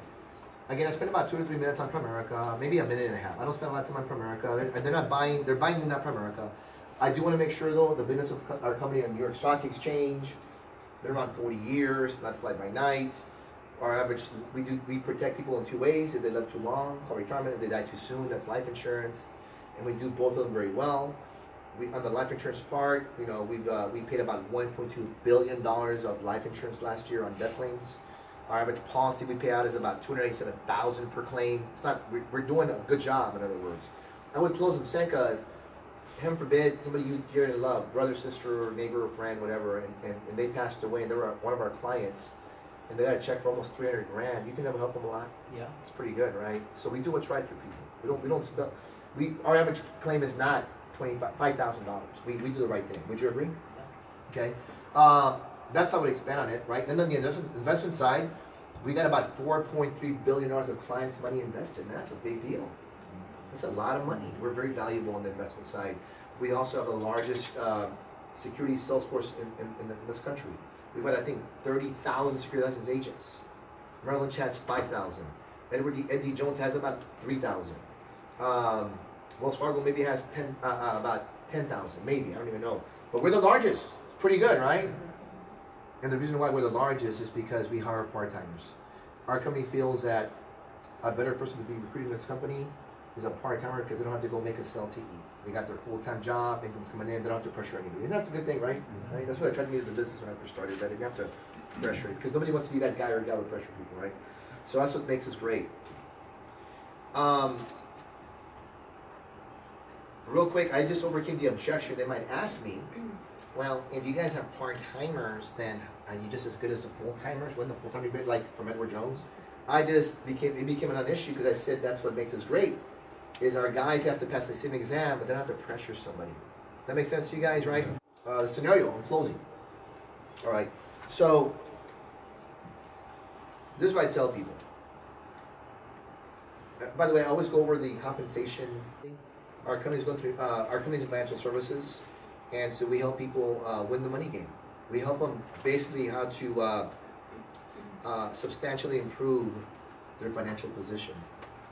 Matter of fact, Leslie, on a scale from 1 to 10, not to be personal. Remember, when you say not to be personal, it gives the right to be personal. Not to be personal, Leslie, but right now, you and Daniel, on a scale from 1 to 10, 10 being you're doing everything right financially. I mean, you have extra cash coming out. You just give to everybody. Your neighbors, you use the money to burn for instead of firewood, you use your money to keep you warm in the winter time. 5, you're in the middle, when you're doing as well as you want, not even close. How would you and Daniel rate your all situation? 5. Like a 5, right? If I could show you and Daniel how to go from a 5 to a 10, not because I'm that great, but because my information, my education, because I believe that education empowers people, right? I believe that's true. Because I believe that when you educate a man or a woman, you liberate them. Makes sense, right? Because I believe wisdom is very important. But I'm doing a lot of extra talk. I don't mean to, but I want to make sure y'all pick on something that you might like and use it, okay? But let me ask you a question. If I could try to go from 5 to a 10, Would you let me do that for y'all? Okay. So I'm getting an okay to do business. We'll take a look at that before I leave. Number two, our company's going through major expansion, and we're looking for a few key people. And I don't know who those people are. I really don't. But let me ask you a question. John and Mary, right now, would an extra $1,000 a month help you or hurt you? Right now, I gotta make it immediate. Right now, would an extra $1,000 a month help you or hurt you? Well, no, it would help a lot. I'm not asking them if they want to start part-time. I'm not asking them to make a full-time position. I'm just very simply asking them right now, would an extra $1,000 a month help you or hurt you? Y'all follow me on that? I'm not asking to make a huge commitment. I'm just asking, would it help you or not? Yeah, it would. Okay, great. Before I leave tonight, I'm going to cover that stuff with you. Is that okay? Yeah. I'm getting permission. The third reason I'm here, John and Mary, is our company doesn't advertise on TV, radio, newspaper. We that costs a lot of money. What we do better than that is we advertise. It's called free advertising, called word of mouth referrals. All I'm asking, John and Mary, is if you feel that I present myself very well, I'm very professional, and what I share with you could be very big and life-changing for other people, all I ask is you can refer me to the 3 to 5 people you care and love the most. There are 3 to 5 people you care and love the most. Would that be okay? Would you do that for me if it makes sense? Yeah. I didn't say the word referrals. I say refer me. There are 3 to 5 people you care and love the most. Like I was telling Rudy though, once I get to 3 to 5, man, I'm going to go to 10 or 15. 3 to 5 is just a starting point, right? But don't get me wrong, if I get 3 to 5, that's a good thing. But my goal is to get 10 to 15. Y'all follow me? When you learn to do what I just did, your business will change. When I joined Primerica, my top 10, 25 list was, I think, 11 people. And right now I have 120,000 clients. Okay? So, how to do that? I did it by family to recruit, to family to recruit, to family to recruit, and boom, boom, boom. Right? All right, so let's go to the scenario. Again, not the Dusty. Okay, listen, so let me ask you a question. This is how you figure out the scenario. Dusty, quick question for you. Right now, who does your life insurance right now? Again, you have no insurance of any kind. Well, speaking as if I do have it, because I do have it. I actually bought my own policy last month. Right, So which, by the way, with Primerica, hopefully, yeah, right? yes. Okay. By the way, that's your best testimony you'll ever have. I'll correct it a little bit. If you're a recruit and you don't have life insurance with us, I don't care if you're single or not, I'm going to show you why you need to become a client. But imagine you didn't have it. So, and you have no insurance, right, Dusty? So right now, this is how you find out the scenario. You verbally ask them. Right now, Dusty, who does your life insurance right now? No, I'm young. I didn't figure I need life insurance. I can appreciate that. Dusty, let me just ask you this. If you don't mind, I'm going to share with you in about 2 minutes why we feel as a company that single people should have life insurance. Is that okay if I go over that with you? If I educate you on that? Okay, great. I'm getting their permission. There are 3 reasons for that needs to be done. We feel, as a company, that young people and single people should have their own life insurance. Number 1 is, Dusty, there are 2 factors when it comes for companies to approve someone for life insurance. Do you have any idea what those 2 factors are? Health. Correct. That's one of them. You know what the other one is? Age. That's correct. Most people get it wrong. Some people get 1. You just laugh, play it off, and well, actually, the 2. You don't correct them by saying, "Oh my gosh, you're really." I mean, you don't act like that, okay? You say that's a good answer, but in reality, there's only 2 reasons. The two things, the scenario, or whatever you call it. 2 factors. One is your age. So level with me. How old are you right now? 23.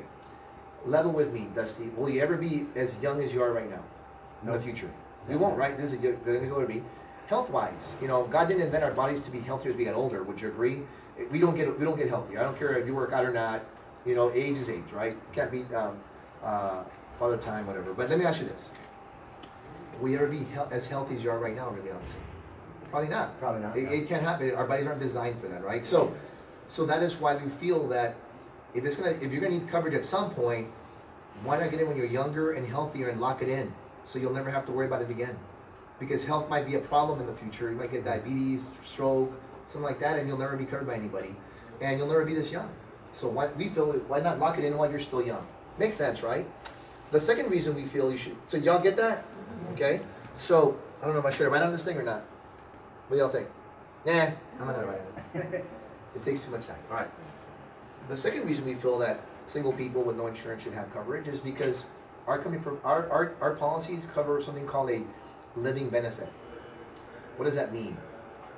Dusty, if somebody, if heaven forbid, in the future, 5 or 10, 15 years from now, you got terminal cancer, would it help you or hurt you to have an extra $250,000 in an account somewhere you could use to either, because I don't know about you, but when people get cancer or something like that, they're gonna miss a lot of days of work to go to treatment, right? They get weak, and if you're losing work, hours of work, and your pay goes down, because at some point your job's not gonna keep paying, they're gonna put you in a different situation. You lose money, but your expenses are gonna go higher, because we all know that health insurance doesn't pay for everything, right? That's not a good place to be. If you had access to $250,000 somewhere over here to supplement your rising expenses and your loss of income, will that help you or hurt you? It definitely helped me on my Right? expenses. Our company has a living benefit. We will give you between 40% to 70% of your coverage amount if you get a diagnosed with something like that, okay? I don't know about you, but if you could have access to that, again, good thing or bad thing? Great, Pretty great awesome thing, thing, right? actually. You can use the money for two ways. Pay your expenses, or you can also, which I like about this, if your doctor says you got 6 months to live, there's nothing we can do, that's his opinion. And opinions are like belly buttons, everybody's got one, they all stink, right? I'm gonna go find a clinic that maybe gives me hope. There's a lot of alternative clinics out there. They don't believe in invasive surgery. What they do is they give high doses of vitamin C for cancer. They take your blood out, put it through this infrared machine to get rid of free radicals. Basically, your blood will be as fresh as the day you were born. That's how fresh your blood is. And they've proven, I had a client in San Antonio that they're in remission because that process worked. They're gonna die, and his wife quit her job because we advanced him 400 grand. His wife quit her job because we gave him 400 grand. So they had money now, right? They had no money before. She quit her job, they flew to Arizona, they got an apartment about a mile or two from the clinic, and after 6 months of treatment at $11,000 a month, he's been in remission now for over a year. I don't know about you, but it's a pretty good success story, isn't it? I'm not saying that'll happen to you, but if it did, would it make sense to have that extra stash of money right now? Oh yeah, definitely helped me out. Definitely, right? The third reason we feel that young people should have life insurance is because, let me go into my notes. My brain is all over the place right now, sorry. I think you covered all three.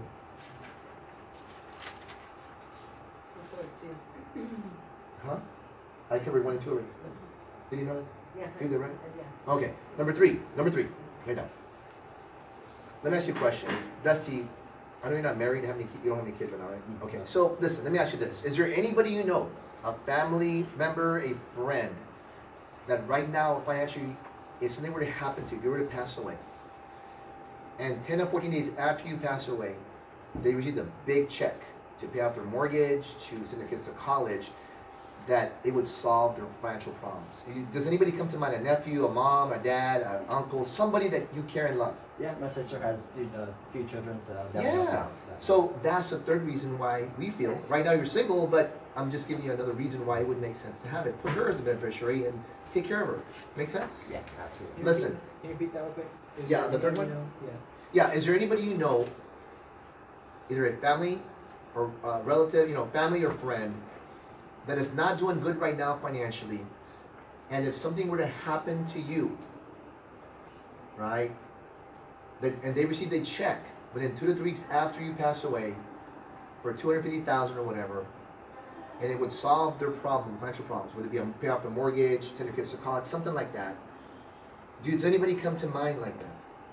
Yeah, my sister, my uncle, my mom, my dad. Y'all follow me? Mm-hmm. So now you gotta again, identify the scenario, overcame the objection, right? Answer it, and now it's closed. So basically, does it just make sense to go forward? Would you agree?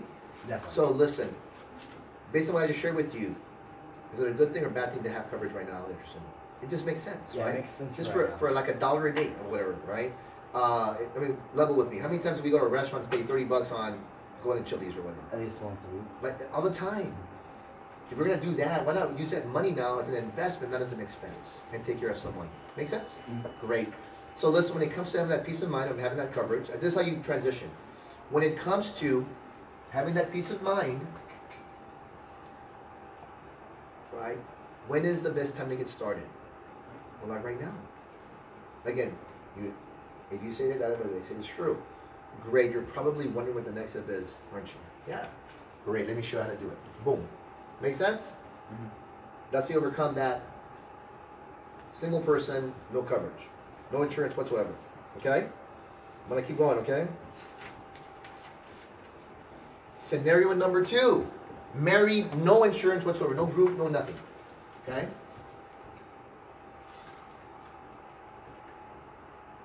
By the way, if anybody's taking notes and is okay with like the next 2 or 3 days, I don't expect you to do it overnight. Actually, do your best to like put it in a PDF. Would y'all share it with me so I can share it with the team? Anybody? I mean, some of y'all are amazing. I can really, if I give you my notes, trust me, you won't be able to read them. I would love to give my notes, but I promise you won't be able to read them. I have a hard time with my notes. Huh? Mine's the same way. Dude, I just chicken scratch. I mean, I kind of pick up every third word and I get it, right? I'm gonna stare at it hard enough and eventually comes together. Eventually, right? Exactly. All right, scenario number 2. Married, no insurance, right? Again, how do you figure out the scenario? You ask him, by the way, Bob, by the way, Susan, who do you have your life insurance with? Well, God knows we actually don't have any life insurance. So again, $1 million question. So Bob, Mary, who do you have your life insurance with? Well, we actually don't have anybody right now, Carlos. Bob, Sanka, really? You have no life insurance whatsoever? And you look at them like that, you do it sincerely, they're going to think, yeah. Because, look, I believe most people know, especially if you're married, you should have coverage. We prolong things, we procrastinate, right? I always tell people, have y'all ever seen a deer on the side of the road? That's dead. You know what killed him? A lot of people tell me, well, it was dark. No, it was the speed of the car. No, it was called procrastination. The deer was crossing the road. La la la. Here comes a headlight.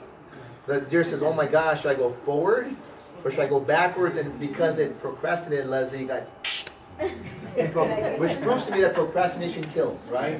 So we gotta stop procrastinating, right? So this is what I say. Listen, you have a question? Yeah, because I ran into this. It wasn't at a KT, but it was one of my friends, and he was like, he just thinks it's a waste, a rip off, whatever. Well, before you ask me, let me finish my scenario, and then we'll go through that. You know why? Because I want to teach him the right stuff first, and then we'll come back to your objection. Is that okay? All right, cool. It's kind of like, so this is what I do. And by the way, if you do it the way I just shared with you, I believe that you won't get a lot of objections after that, because I believe people will agree with us. I really do. Now, don't get me wrong. There's always, yeah, absolutely some, All right, so this is what I do. John, so who do you all have your life insurance with? Well, we don't have any insurance right now, Carlos. Mike, really? Y'all don't have any life insurance right now? And then you look at them and keep looking at them, and they're going to look at you like, I know, they're going to feel like idiots. The good people are, right? Not in a bad way, but they know they need it, right? This is what I say, listen, Mike, listen, John, when I come across a family like yours that's married, again, kids or no kid, doesn't matter, and has no life insurance, is usually, actually, this is what I do. John, listen, if you don't mind, I'm going to take a couple of minutes to educate you on why we feel as a company that married people should have their own life insurance.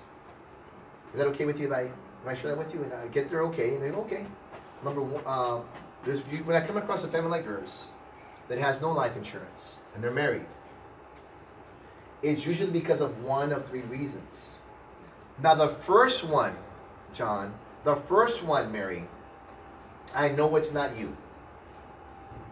And I do what I just said. Again, the first reason, John, Mary, I know it's not you, but occasionally I come across someone like this. Again, it's not you, but they just don't care about their family. Again, I know it's not you, but that's number one. The second reason most folks that I meet that are married and don't have life insurance is usually because of the cost factor. They don't think they can afford it. Make sense?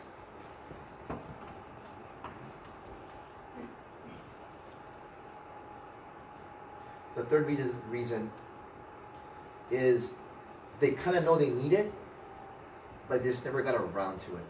They kind of know it's a soft close. They kind of know they need it. They just never got around to it.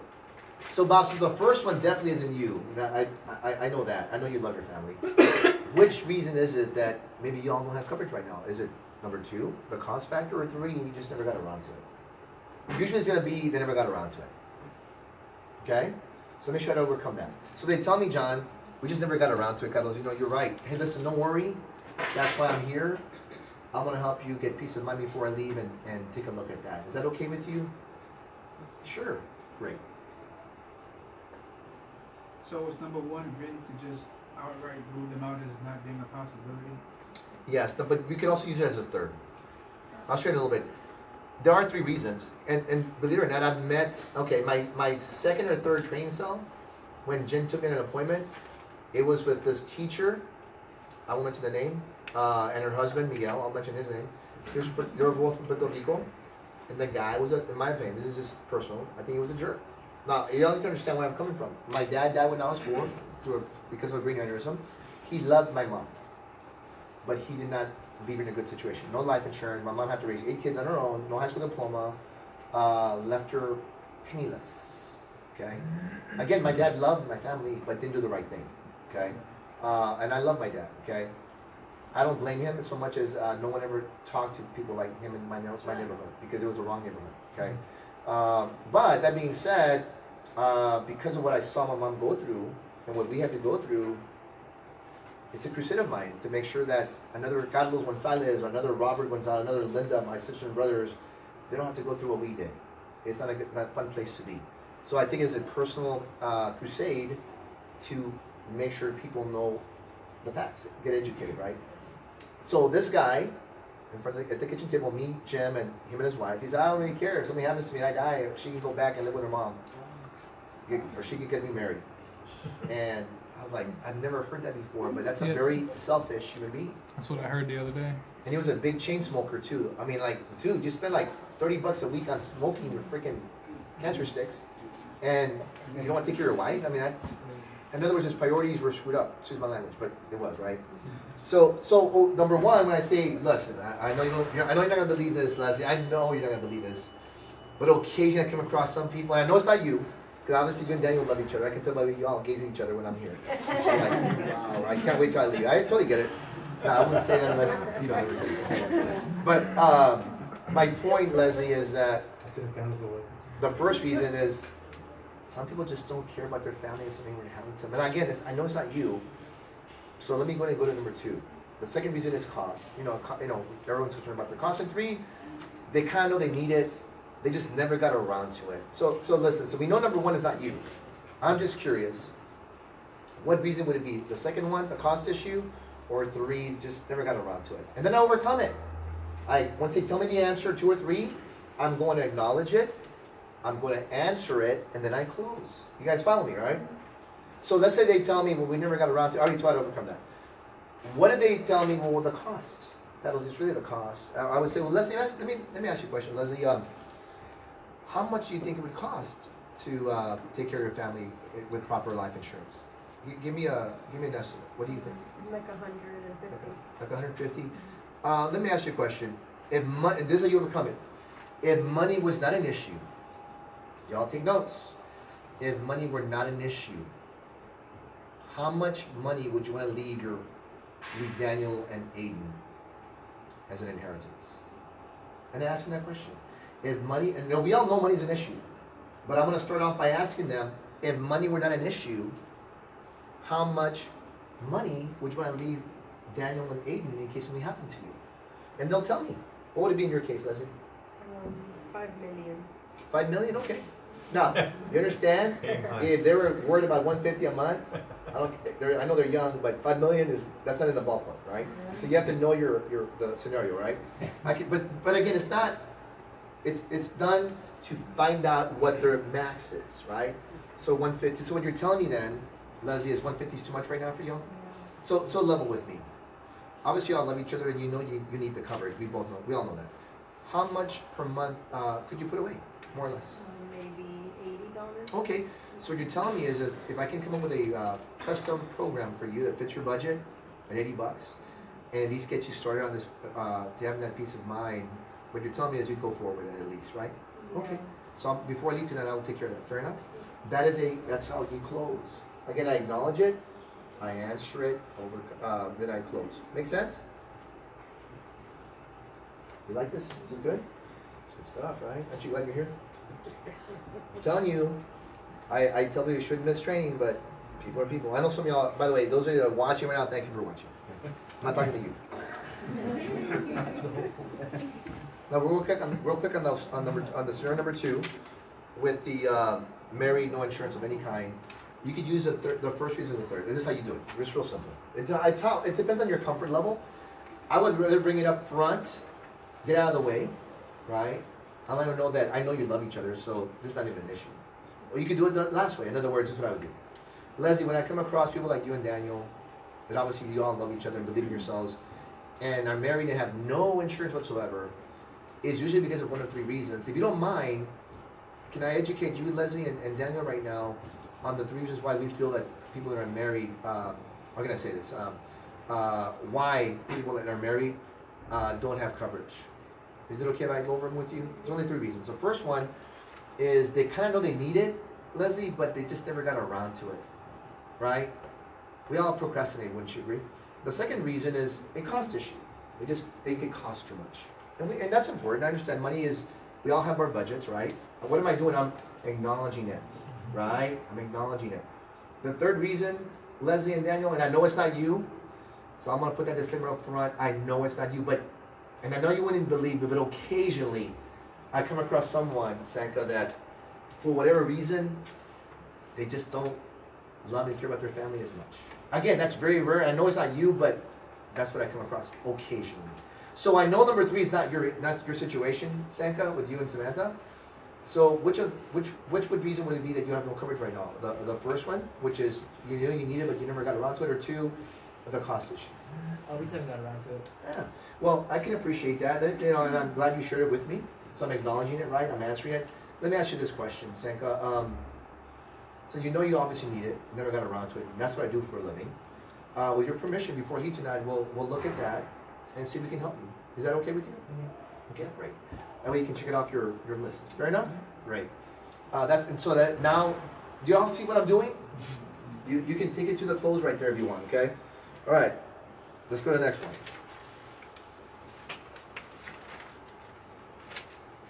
Again, if it's a cost issue, you ask them. Again, before you ask them how much, this is my process, right? If you come across someone, they're married, have no life insurance, you ask them, and if it's a cost issue, oh, well, let me ask you a question, Eddie. If money were not an issue, I know it is, but let's just say it wasn't an issue, how much money would you want to leave Jessica and your kids if something were to happen to you? 500,000, okay. Now, we all know that money is an issue, right? Cost is an issue. I totally get it. According to your situation, and it takes care of you and Jessica, at least to get you started in the right path, right? And I can make it fit your budget of the $200 a month, right? Would you at least be open to looking at something like that? Absolutely. Great, so let me show you how to do that. And you just go to the close. You proceed to the close, you go to the dime, figure out how much they need, and get the quotes, boom. Y'all follow me? Yeah. Okay. Third scenario. They only have group insurance. Again, how do you figure that out? I'm curious, Rudy. Who does your life insurance right now? Through my job. Through your job, right? I got it. But who does your life insurance? Do you know? My job. Oh, okay. Well, let me just tell you this, Rudy. We feel as a company that whatever your company wants to give you for free, take all you can get.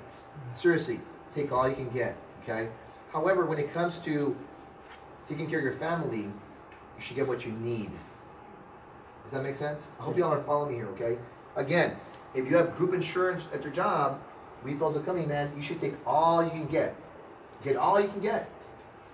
However, we feel that when it comes to taking care of your family, you should get what you need on your own privately, not through your job. And let me explain why. Rudy, when you watch TV, have you ever seen in the news, right, a company with all the employees outside the job, outside of their building, hooping and hollering because benefits are so amazing, they're giving them more than they need? Have you ever seen that? Because I don't think I have, right? So today's trend when it comes to benefits, employee benefits, do you think they're going up or does it look like it's going down? going down, right? So the trend is it's going away from giving us anything, right? And we know that's what the trend is. See, the years of being in a job for 30 years, they're going to take care of you, are basically done. Matter of fact, I believe in the next 15 to 20 years, it'll probably be no more group insurance, right? So we can't really depend on them, right? On what part? When it comes to take care of your family. Oh yeah, when it comes to taking your family. Okay, actually before that, I think that's what I said. Listen, if your company's going to give you free insurance, by all means, we feel it's going to take all you can get. It's free, right? But when it comes to taking care of your family, you should get what you need away from your job, privately on your own. Because really, let me ask you a question. What are the odds of you ever getting another job in the next 20 or 30 years? Probably high, right? Right? Because they might lure you away with more income or a better contract, become an independent contractor, which means no benefits. So whatever you have at your job, it's probably going to, not probably, it's going to stay with your job. That's how the way group works. It's called a group plan. You got to be a part of that group, right? So we feel as a company that whatever your family needs, you should get on your own, and not depend on a job. Makes sense, right? Right.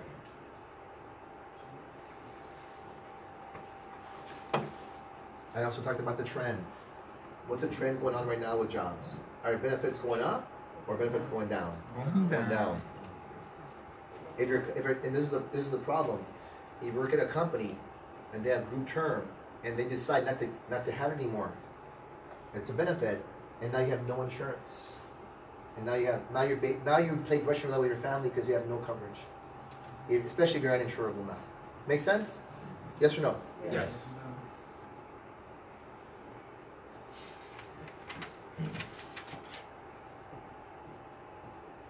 So the first reason they should have insurance on their own, again, is the trend. Write that down, the trend. The benefits going up or going down? Going down.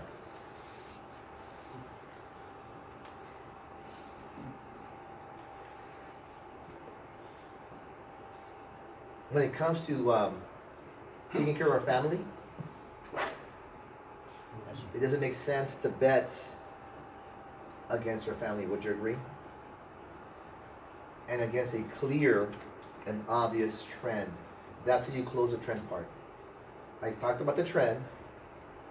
As when it comes to taking care of our family, it doesn't make sense to bet against our family and against a clear and obvious trend. Yes or no? In other words, benefits are going down, not up.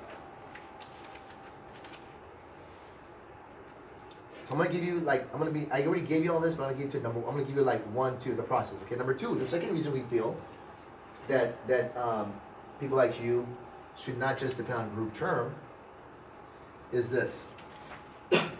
Group term is designed to give you coverage as long as you're a part of that group. Okay, which I covered already, but again, this is number 2. First one was trend. 2 is you have to work there to get this group. And I talked about it. The years of being around the same company for 30 years are done. Most folks don't do that anymore. So the second reason was, again, that you have to work there. And most people don't stay at the same job for 20, 30 years anymore. There's just no loyalty anymore to the employee, right? And that's how I close it. Greg, what are the odds of you not getting a better contract, never starting your own business, and never retiring? What are the odds? Slim to none. Would you agree? What are the odds if you stay at your current job and you only have group, that you'll never retire, that you'll be out for a better contract, that you won't go on your own and be your own boss, have your own business? The odds are not on your side. Does that make sense? So why depend on your group? Y'all follow me? Yes. Again, I'm hitting the emotional button. I'm hitting the logic button, right? And number 3.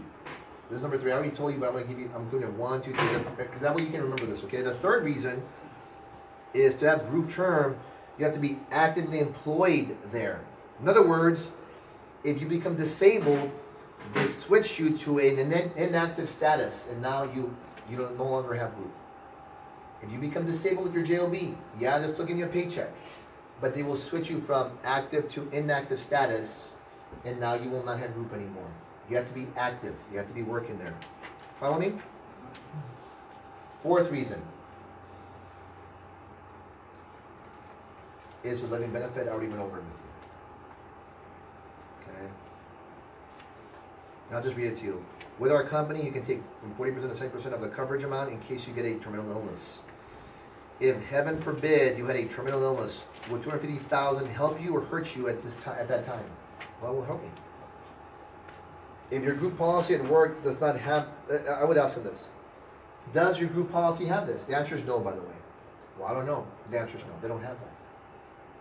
They don't have it. So that's why do I address it? Because I want to make sure they know that their group is very limited. You get what you pay for, okay? Okay, great then. So we both know that just having group, it doesn't make sense. Let's go ahead and start the process to see if you qualify with us and have your own private insurance. Fair enough? That is how you transition. Again, okay, great. Since we know now that having group only doesn't make sense, right? Let's go ahead and start the process to make sure you have your own private insurance. Fair enough? That makes sense. That's how you transition. Transition.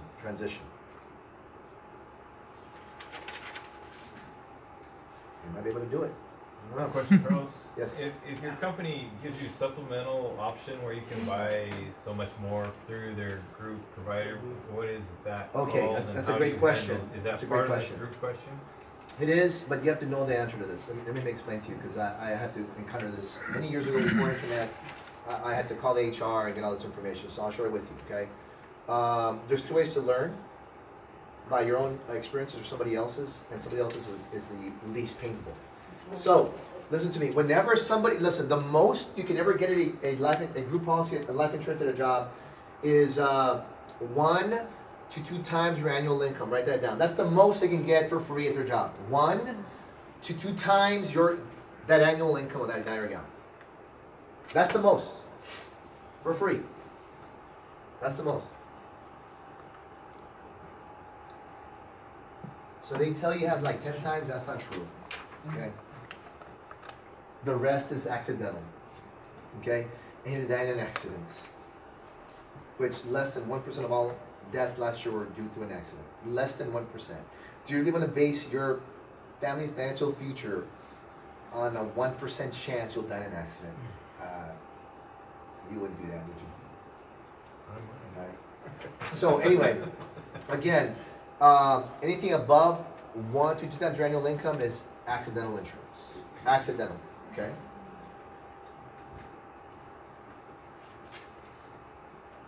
All right, so number 4, cash value.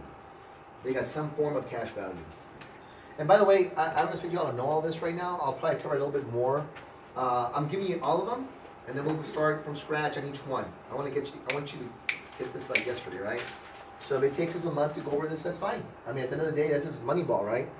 Client doesn't win unless we close, right? This is the way we haven't helped our family unless we close. All right, number 4, cash value. They have some kind of cash value. Ask them to grab their policy. Oh, so you, again, how do you ask the scenario? I'm just curious, John, Mary. Who do you all have your life insurance with right now? Who does your life insurance? Whichever you want to ask. Who does your life insurance? Or who do you have your life insurance with? Well, we have it with Prudential, whatever. Okay. Great. I'm glad you all have life insurance. It shows you all really care about each other. It's a compliment, right? Which is true. Do me a favor. If you don't mind, go ahead and go grab that policy real quick. I want to share with you some things in it that your agent conveniently forgot to go over. Go ahead and go grab that policy so I can show you some things that your agents conveniently forgot to go over. Got it? Y'all wrote it down? Wow, you guys are good. You're the best class I've ever had. Most people I lost at hello. Okay. All right, so here we go. Our job on those policies is to show them they don't get both. They don't get the life insurance, they don't get the savings. Okay, they don't get both at the same time. It's impossible. If they don't have their policies with them, ask them if it's okay to give them a 2-minute tutorial on how cash value works. Again, if they have their policy, you show them the 4 funny bank rules. So again, put it on there. If they have their policies, show them the 4 funny bank rules. Okay?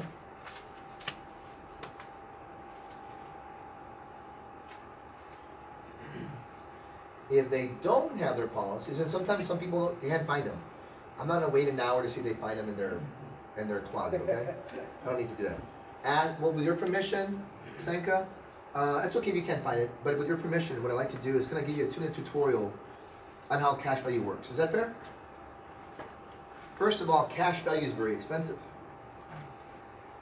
Money goes to 2 sides. One is life insurance and the other is cash value or savings. Again, I'm simplifying this process, okay? Cash value is very expensive. Money goes to 2 sides. One is life insurance, the other is cash value, which also is called savings. There are 3 problems with the cash value account, or the savings portion. There are 3 problems with a cash value account or savings.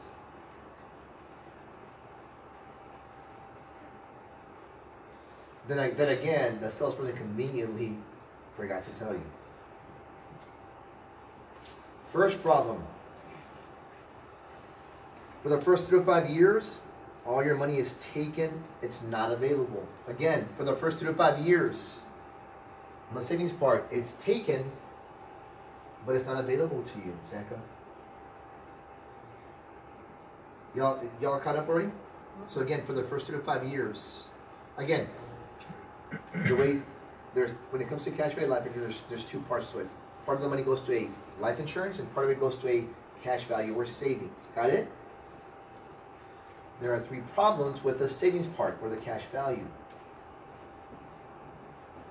that your agent conveniently forgot to go over with you. The first one is for the first 2 to 5 years, all your money is taken, but it's not available to you. So this is how I bring it home. Sanka, let me ask you a question. Would you even consider going to a local bank or any bank and open an account if the rep told you that, thank you for opening your account, I don't expect to see you for the next 2 to 5 years because there's no money in your account until 2 to 5 years?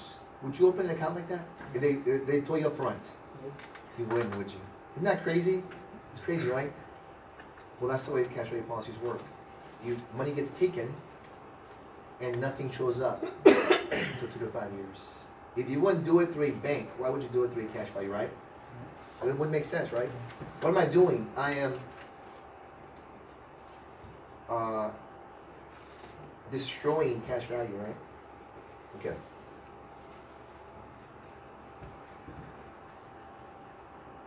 Again, let me just give this scenario again. The analogy. Now, this is not a bank, your current policy, but let's use an analogy.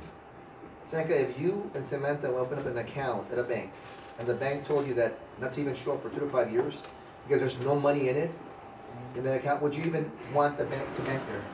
No. What am I doing? I'm making an analogy. Make sense? The second issue with the cash value account or the savings is the only way to get the money out without surrendering your policy is to get a loan out on your money. Again, the second issue with the cash value account or the savings part of that policy you buy is that the only way to take the money out without surrendering your policy is to take out a loan on your money. And you pay them interest. Sanka, whose money is it in that account? Mine. Your money, right? Have you ever heard of paying interest on your own money? Because I never have. What am I doing to creating doubt? Because it's crazy how these policies get sold, right? Well, no, that doesn't make sense. The third issue with a cash value or savings account is when you die, your family gets the choice of either getting the life insurance or the cash value, but not both. Again, the third issue with these cash value policies is when you die, your family gets the choice of either getting the life insurance or the cash value or savings, right? But not both. Now there are some policies that allows you to get both. Okay, universal life, option 1 or 2. Or variable policy that have option 1 or 2, but they're very, very expensive. So I'm not going to cover that, okay? Costs a lot more.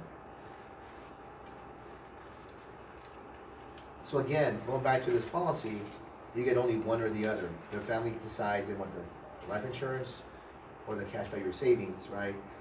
But they don't get both. How does it feel knowing you're paying for 2 things and only get one? Not very good. How many of y'all like to pay for 2 things and only get one? And if Samantha was here, I'd say, Samantha, I'm just curious. Imagine, I don't know if you like buying shoes, Samantha, I would ask her, but what's your favorite store when it comes to people buying shoes? And she'll tell me, whatever it is. Samantha, how would you feel if you went to Nordstrom's or Payless, wherever she goes, okay? And you bought a pair of shoes. You bring them home, you're excited about wearing them, going out to Sanka, y'all gonna have a great time. And you open the box, and there's only one shoe in there. You call the company, excuse me, I just paid for 2, but I only got 1. And they say, yes sir, or yes ma'am, that's exactly how this store works. You pay for 2, but only get 1. I'm curious, Sanka, how do you think she'd feel? Bad. Not very good, right? They have a choice. They get the cash value or the face amount. I said, After that. the third issue with the cash value part of these policies is when you pass away, your family just gets a choice of either getting the life insurance or the cash value, but not both. Oh. Okay? So imagine that you pay for 2 and you only get 1. Does it make sense paying for 2 only get 1? What am I doing? Again, this is what I told people on Tuesday, I think, or I don't know when. And I learned this on my own. Jim didn't teach me. Nobody taught me this. I did this on my own because it helps me. Hopefully, it'll help you. Okay. I feel like I'm an attorney when I'm at a client's house or I'm recruiting somebody. I feel like I'm an attorney. My jury is my clients or my recruit that I'm trying to recruit, and what's on trial is their job. Am I trying to recruit them, or the life insurance policy they have now that's not through us, or their investment account, whatever it is, right? That's on trial. My job is to let the jury know why we should prosecute. In other words, your job's not going to take you where you want to go, or your policy's not going to take you where you want to go. Do you guys follow me? So when I do it like that, I like it because what do attorneys do? They ask good questions. They don't make statements. They ask good questions, right? That's our job. You're the attorney. The jury is the people you're talking to. Either you recruit them, or their job isn't going to take where they want to go, or their policies or their investments. And what's on trial is their current situation, their current policies, their current investment program, their current job status, right?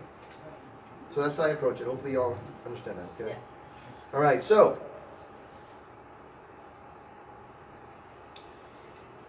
you only get 1. You pay for it, you only get 1. Basically, these policies work. Sanka is at age 100. Let's just keep it simple. If you have a policy for 100,000, when you reach age 100, you have 100,000 in cash at age 100. That's why it's called cash value or whole life. You're paying it from your whole life. So let's imagine you pass away at age 80. And just to keep it simple, you have $80,000 in cash value and a life insurance policy of 100,000. You pass away, heaven forbid, your family decides if they want to get the 100,000 in life insurance or the 80,000 in savings. Which one do you think they're going to choose? 100,000. Now, at this point, occasionally I get people, well, I think that's fair. We paid for 100,000, we got 100,000. True, but if out of the 100,000, the insurance company used 80,000 of your cash value to come up with 100, that means that 80,000 came from you and your wife's cash value. Only 20,000 really was what you were buying for life insurance, right? Does it make sense that you're paying all this money for only $20,000 worth of life insurance? Does it make sense, right? Again, their policies are on trial. My clients are my jury. I got to convince them. Yes, ma'am. Do you ever show them what they could do with the money with an investment? You can, but right now I'm just trying to keep things simple. You have a question, sir? Is that the part where you can also say it's like having an $80,000 deductible on your life insurance? Yes, that's a good phrase. Let me go over it again with you. Thanks, Mike. At this point, Sanka, if you had 80 grand in cash value and 100,000 in life insurance, and you pass away, and your family got 100 grand, because the company uses 80 grand of your cash value, it's like having an $80,000 deductible on your life insurance. Does that make any sense? Doesn't make sense, right? What do we use the word deductible? Because people understand deductible, right? Almost done, okay. Hope this is helping you, okay?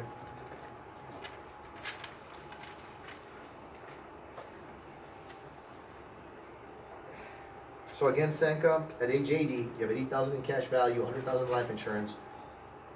How much life insurance were you paying for? 100,000, right?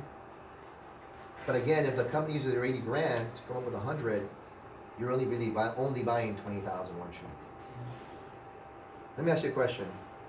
You're paying for two things, insurance and savings. But at any one time, you only get one or the other. So now do you understand why it doesn't make sense to pay for two, only get one? Right, yeah. Right? Yeah. See what I'm doing is keeping it simple, right?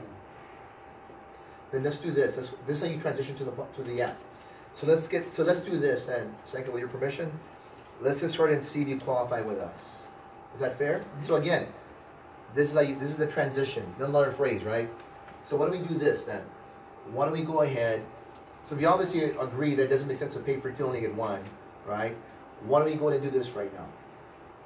Let's find out and get the process started, Leslie, to see if you qualify with us. Fair enough? Mm-hmm. That's all you do.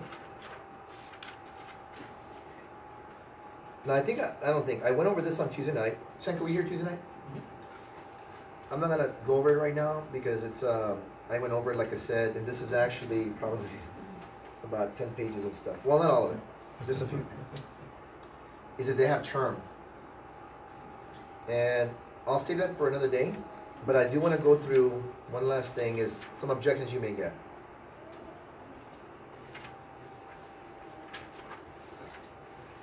Well, some of y'all were on a Saturday night or Monday night. Is this Monday? Doing what you were doing, I was working for you. That makes sense, right? What I did that with you, because you're going to do that for people one day too. You got to pour into your people, man, because they're not going to do it. They depend on us. That's what's called leadership, right? One day they will. All right.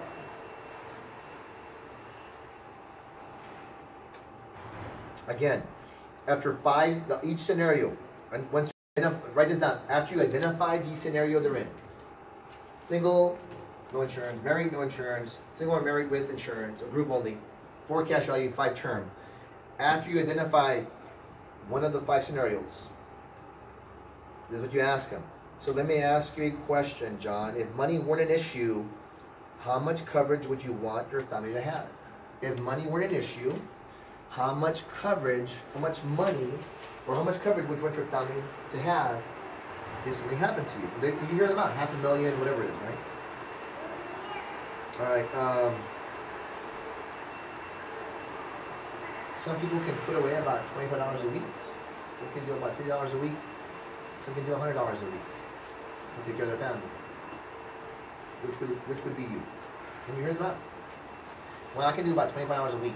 Okay, so what you're telling me is that if I can customize a plan that fits your $100 a month budget, we can go ahead and get that started, right? Yeah. All right. What was the question? If money wasn't an issue? Right, if money weren't an issue, how much coverage would you want your family to have? And they tell you, say, $500,000. Great. So listen, some people can put away about $25 a week. Some can do about $50 a week. Some can do about $100 a week to take care of their family. How much? Where would you all fit in? And they'll tell me $25 a week now, or whatever. Is that after you do the dime, or? This is before I do the dime. Okay. Because again, all I'm doing is asking questions, right? I want to figure out what their budget is. Okay. Now.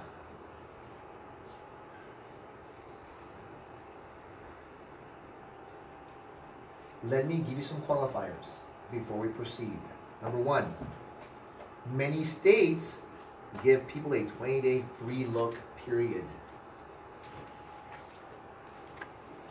Before we proceed, let me give you some qualifiers. Many states give people a 20-day free look on their life insurance.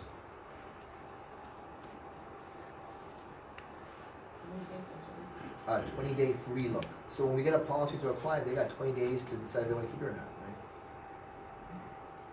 What we're going to do today is we're going to file an application. With that application, we're going to get a deposit, right? A good faith deposit.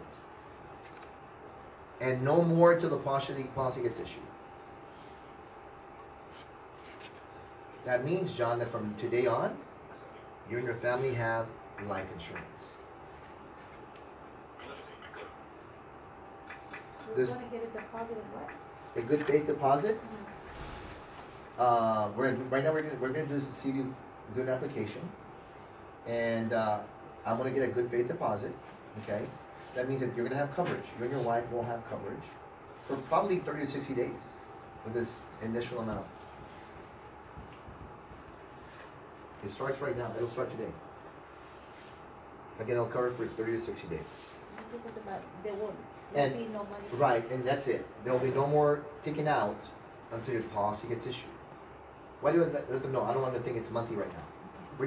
It's a free look. We're just seeing if you qualify. Two things though. Once we do the application, Sanka, you want to do a telephone interview.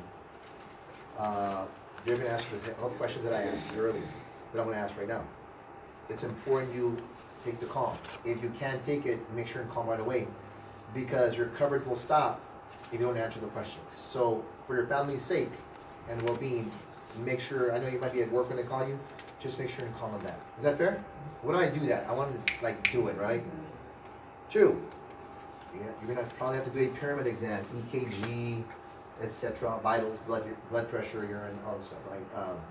Something, weight check. Make sure and get that done. Okay? So the policy still stays in force. Make sense? In 30 to 60 days, we're going to get a physical policy. When that happens, we will have a 20-day free look. Okay? Again, you've been covered all this time. You will have 3 choices at that point when the policy gets issued. 1, you can say, no, thank you, I'm never going to die. 2, your health might be a little different than you think, and it might go a little bit more expensive. We call it being rated, but we don't know that until we get the vitals and all stuff. At that point, we can either lower the coverage to fit your budget, or if you see the value and just paying a little bit more to get the right coverage, we'll look at it at that point. Fair enough? Number 3, it'll come back exactly the way I quoted you, and everything's fine and dandy. Make sense? Now, to get this started, I need your driver's license, Sanka, so I can start processing the paperwork. Can you please hand that over to me? Then I start the application. Now,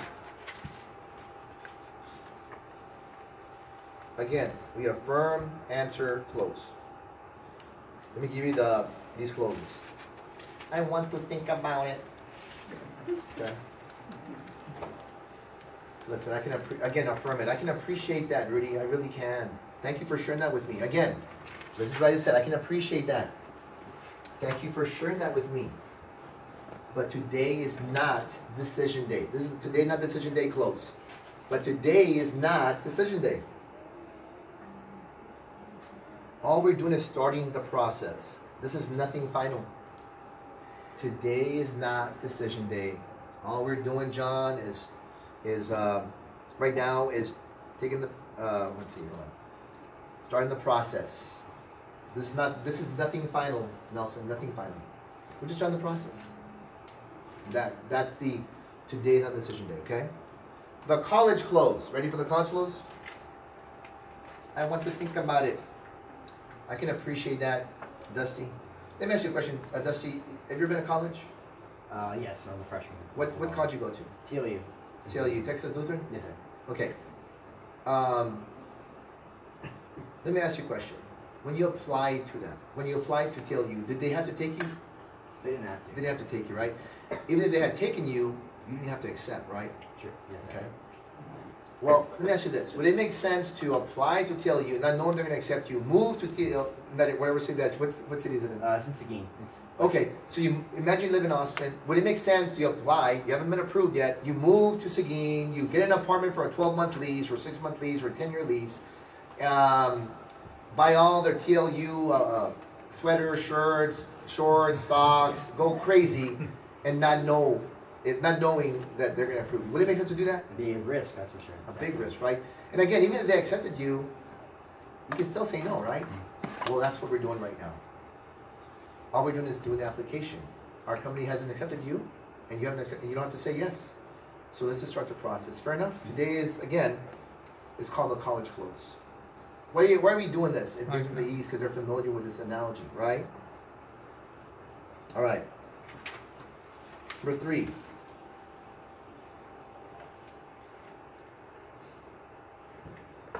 Third close. I understand. Again, you working the first, you use the first objection. Today's not decision day, and the college close. I understand, but I just don't want to get it. Listen, Eddie. I don't want you to feel I'm being pushy. That's the last thing I want to do. What you're saying is, I want to think about it anytime. Is that what you're telling me, Eddie? Yes. Yeah. So let's look at this. Let's look at this scenario.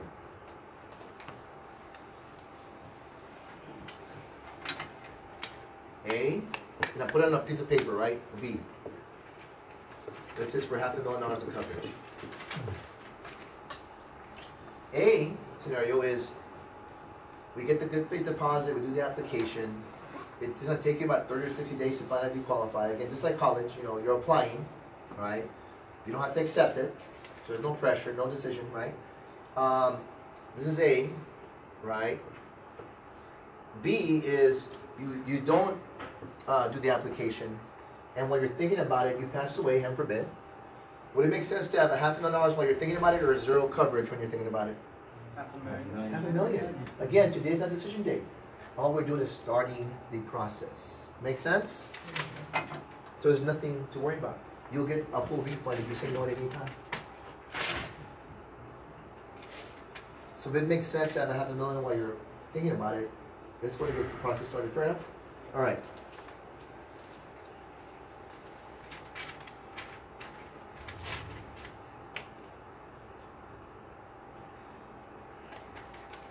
The last close here. It's called the next door neighbor close. Okay? I'm almost done. So thank you for being patient with me. But I want to help you. Okay? It's called the next door neighbor close. John, let me ask you a question, John and Mary. At this point, you put the things away, put it on the table, act like you're leaving. Okay? You don't leave everything all open. So we all have like brochures everywhere. PowerPoint, laptop, iPad, your iPhone. Right? Put everything away like you're leaving. Okay? Again, it's called the next door neighbor close. Let me ask you a question, John. Let me ask you a question, Eddie and Jessica. So, imagine one of your neighbors passes away. Terrible situation. You go to the funeral. Everyone's sad, of course, and then you go afterwards and you go have punch and whatever people eat. Get a salad sandwiches, whatever.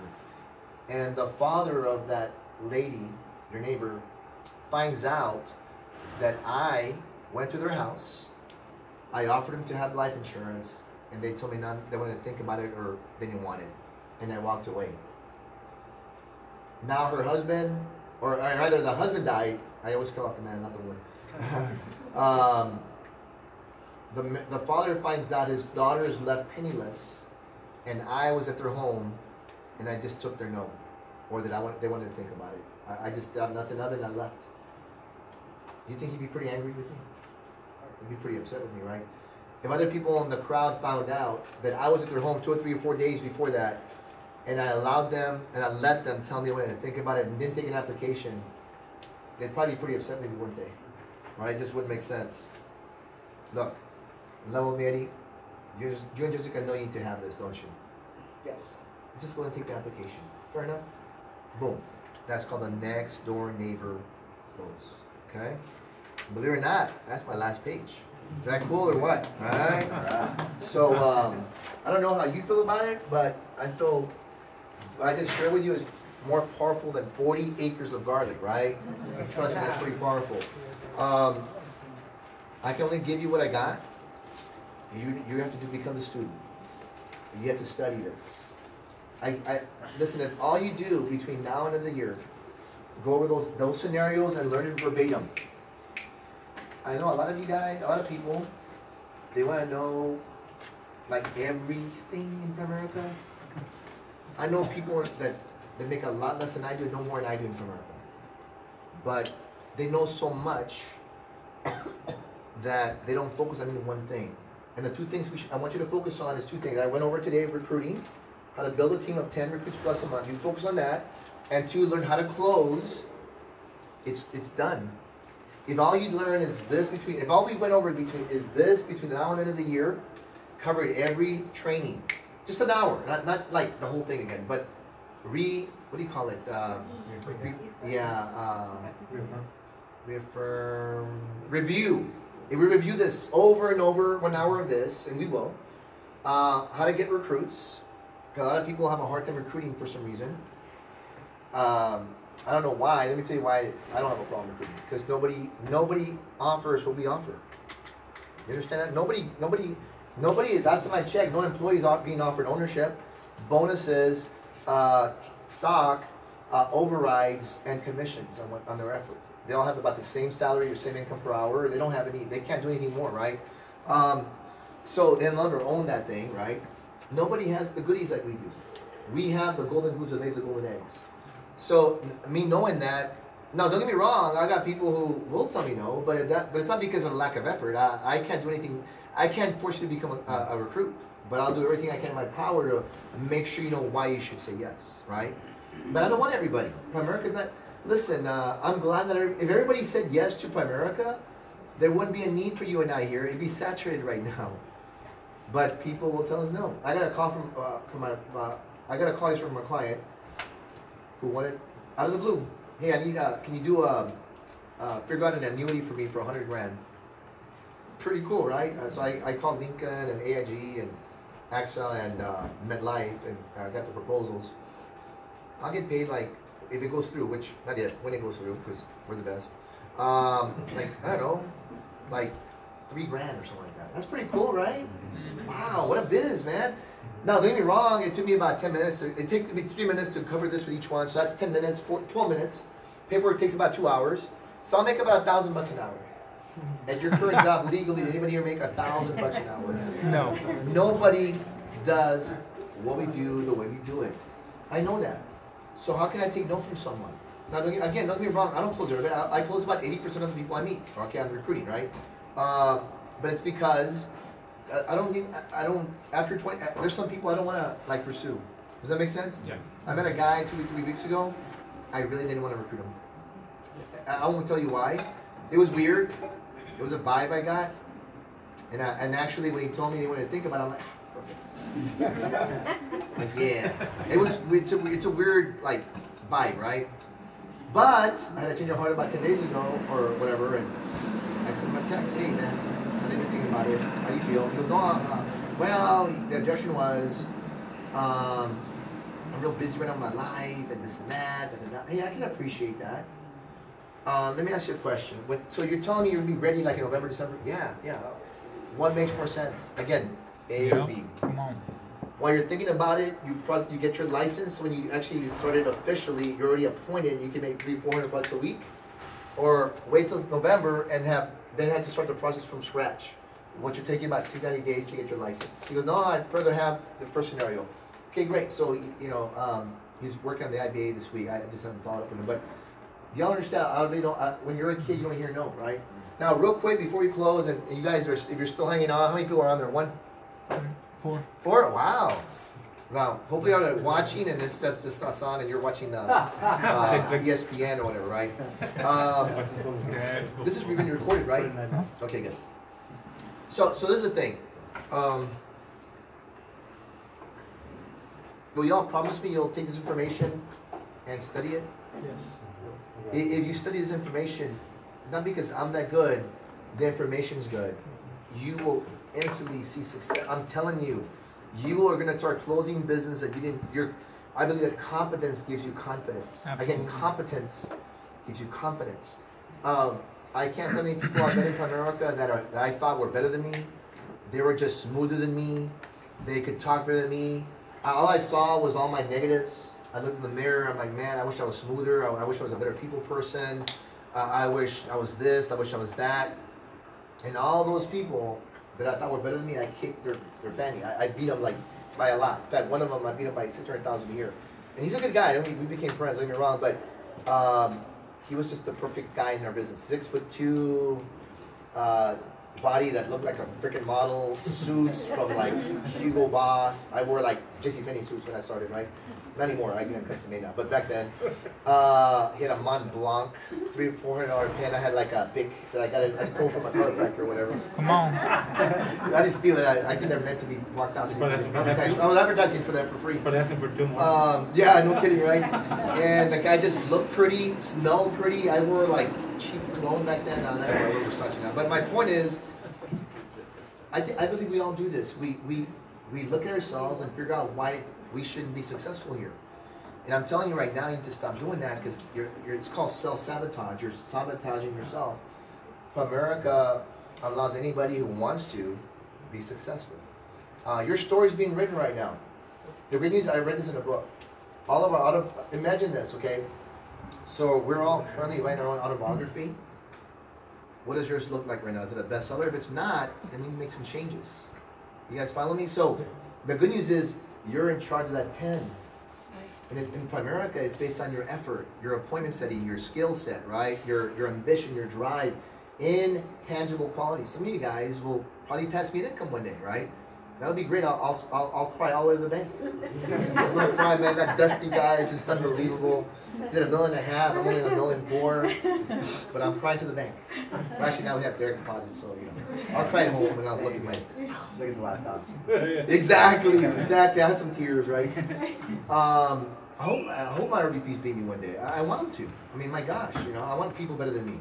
Now I'm gonna work my fanny out to make sure that I get better. Don't get me wrong, but some of you guys are gonna do phenomenal. And don't judge your future based on where you're at right now, because it's not fair to you. Leslie, I believe you and Daniel are gonna be mega superstars. Really, I believe you're gonna be a mega star one day. I'm serious. Dora, I mean, you're just like a baby in Primerica. You're like about to explode. I'm serious. I'm very excited about your future. And great personality, great attitude you have, unbelievable. I think everyone could learn from you, I'll be honest with you. I believe you have more energy than some 21-year-olds that I know in my office. You show up for training on a Friday night, I have some 21-year-olds that couldn't make it. Excuse me, I don't get it, really honestly, right? You know, I'm 53 years old and I'm here, right? I mean, I want to win, right? I could have easily said, Mike, you know, you and Betty do control training, I'm gonna chill, right? But I said, no, man, if I expect you guys to show up, I gotta show up too, right? So, proud of you guys. The chairs, you have to put them away, right? Yeah, we got PFSU tomorrow, Saturday and Sunday, 8 to 5. So keep all the front panic rows? chairs. Okay, keep the panic chairs. We're gonna organize them better probably. Put some tables, but the chairs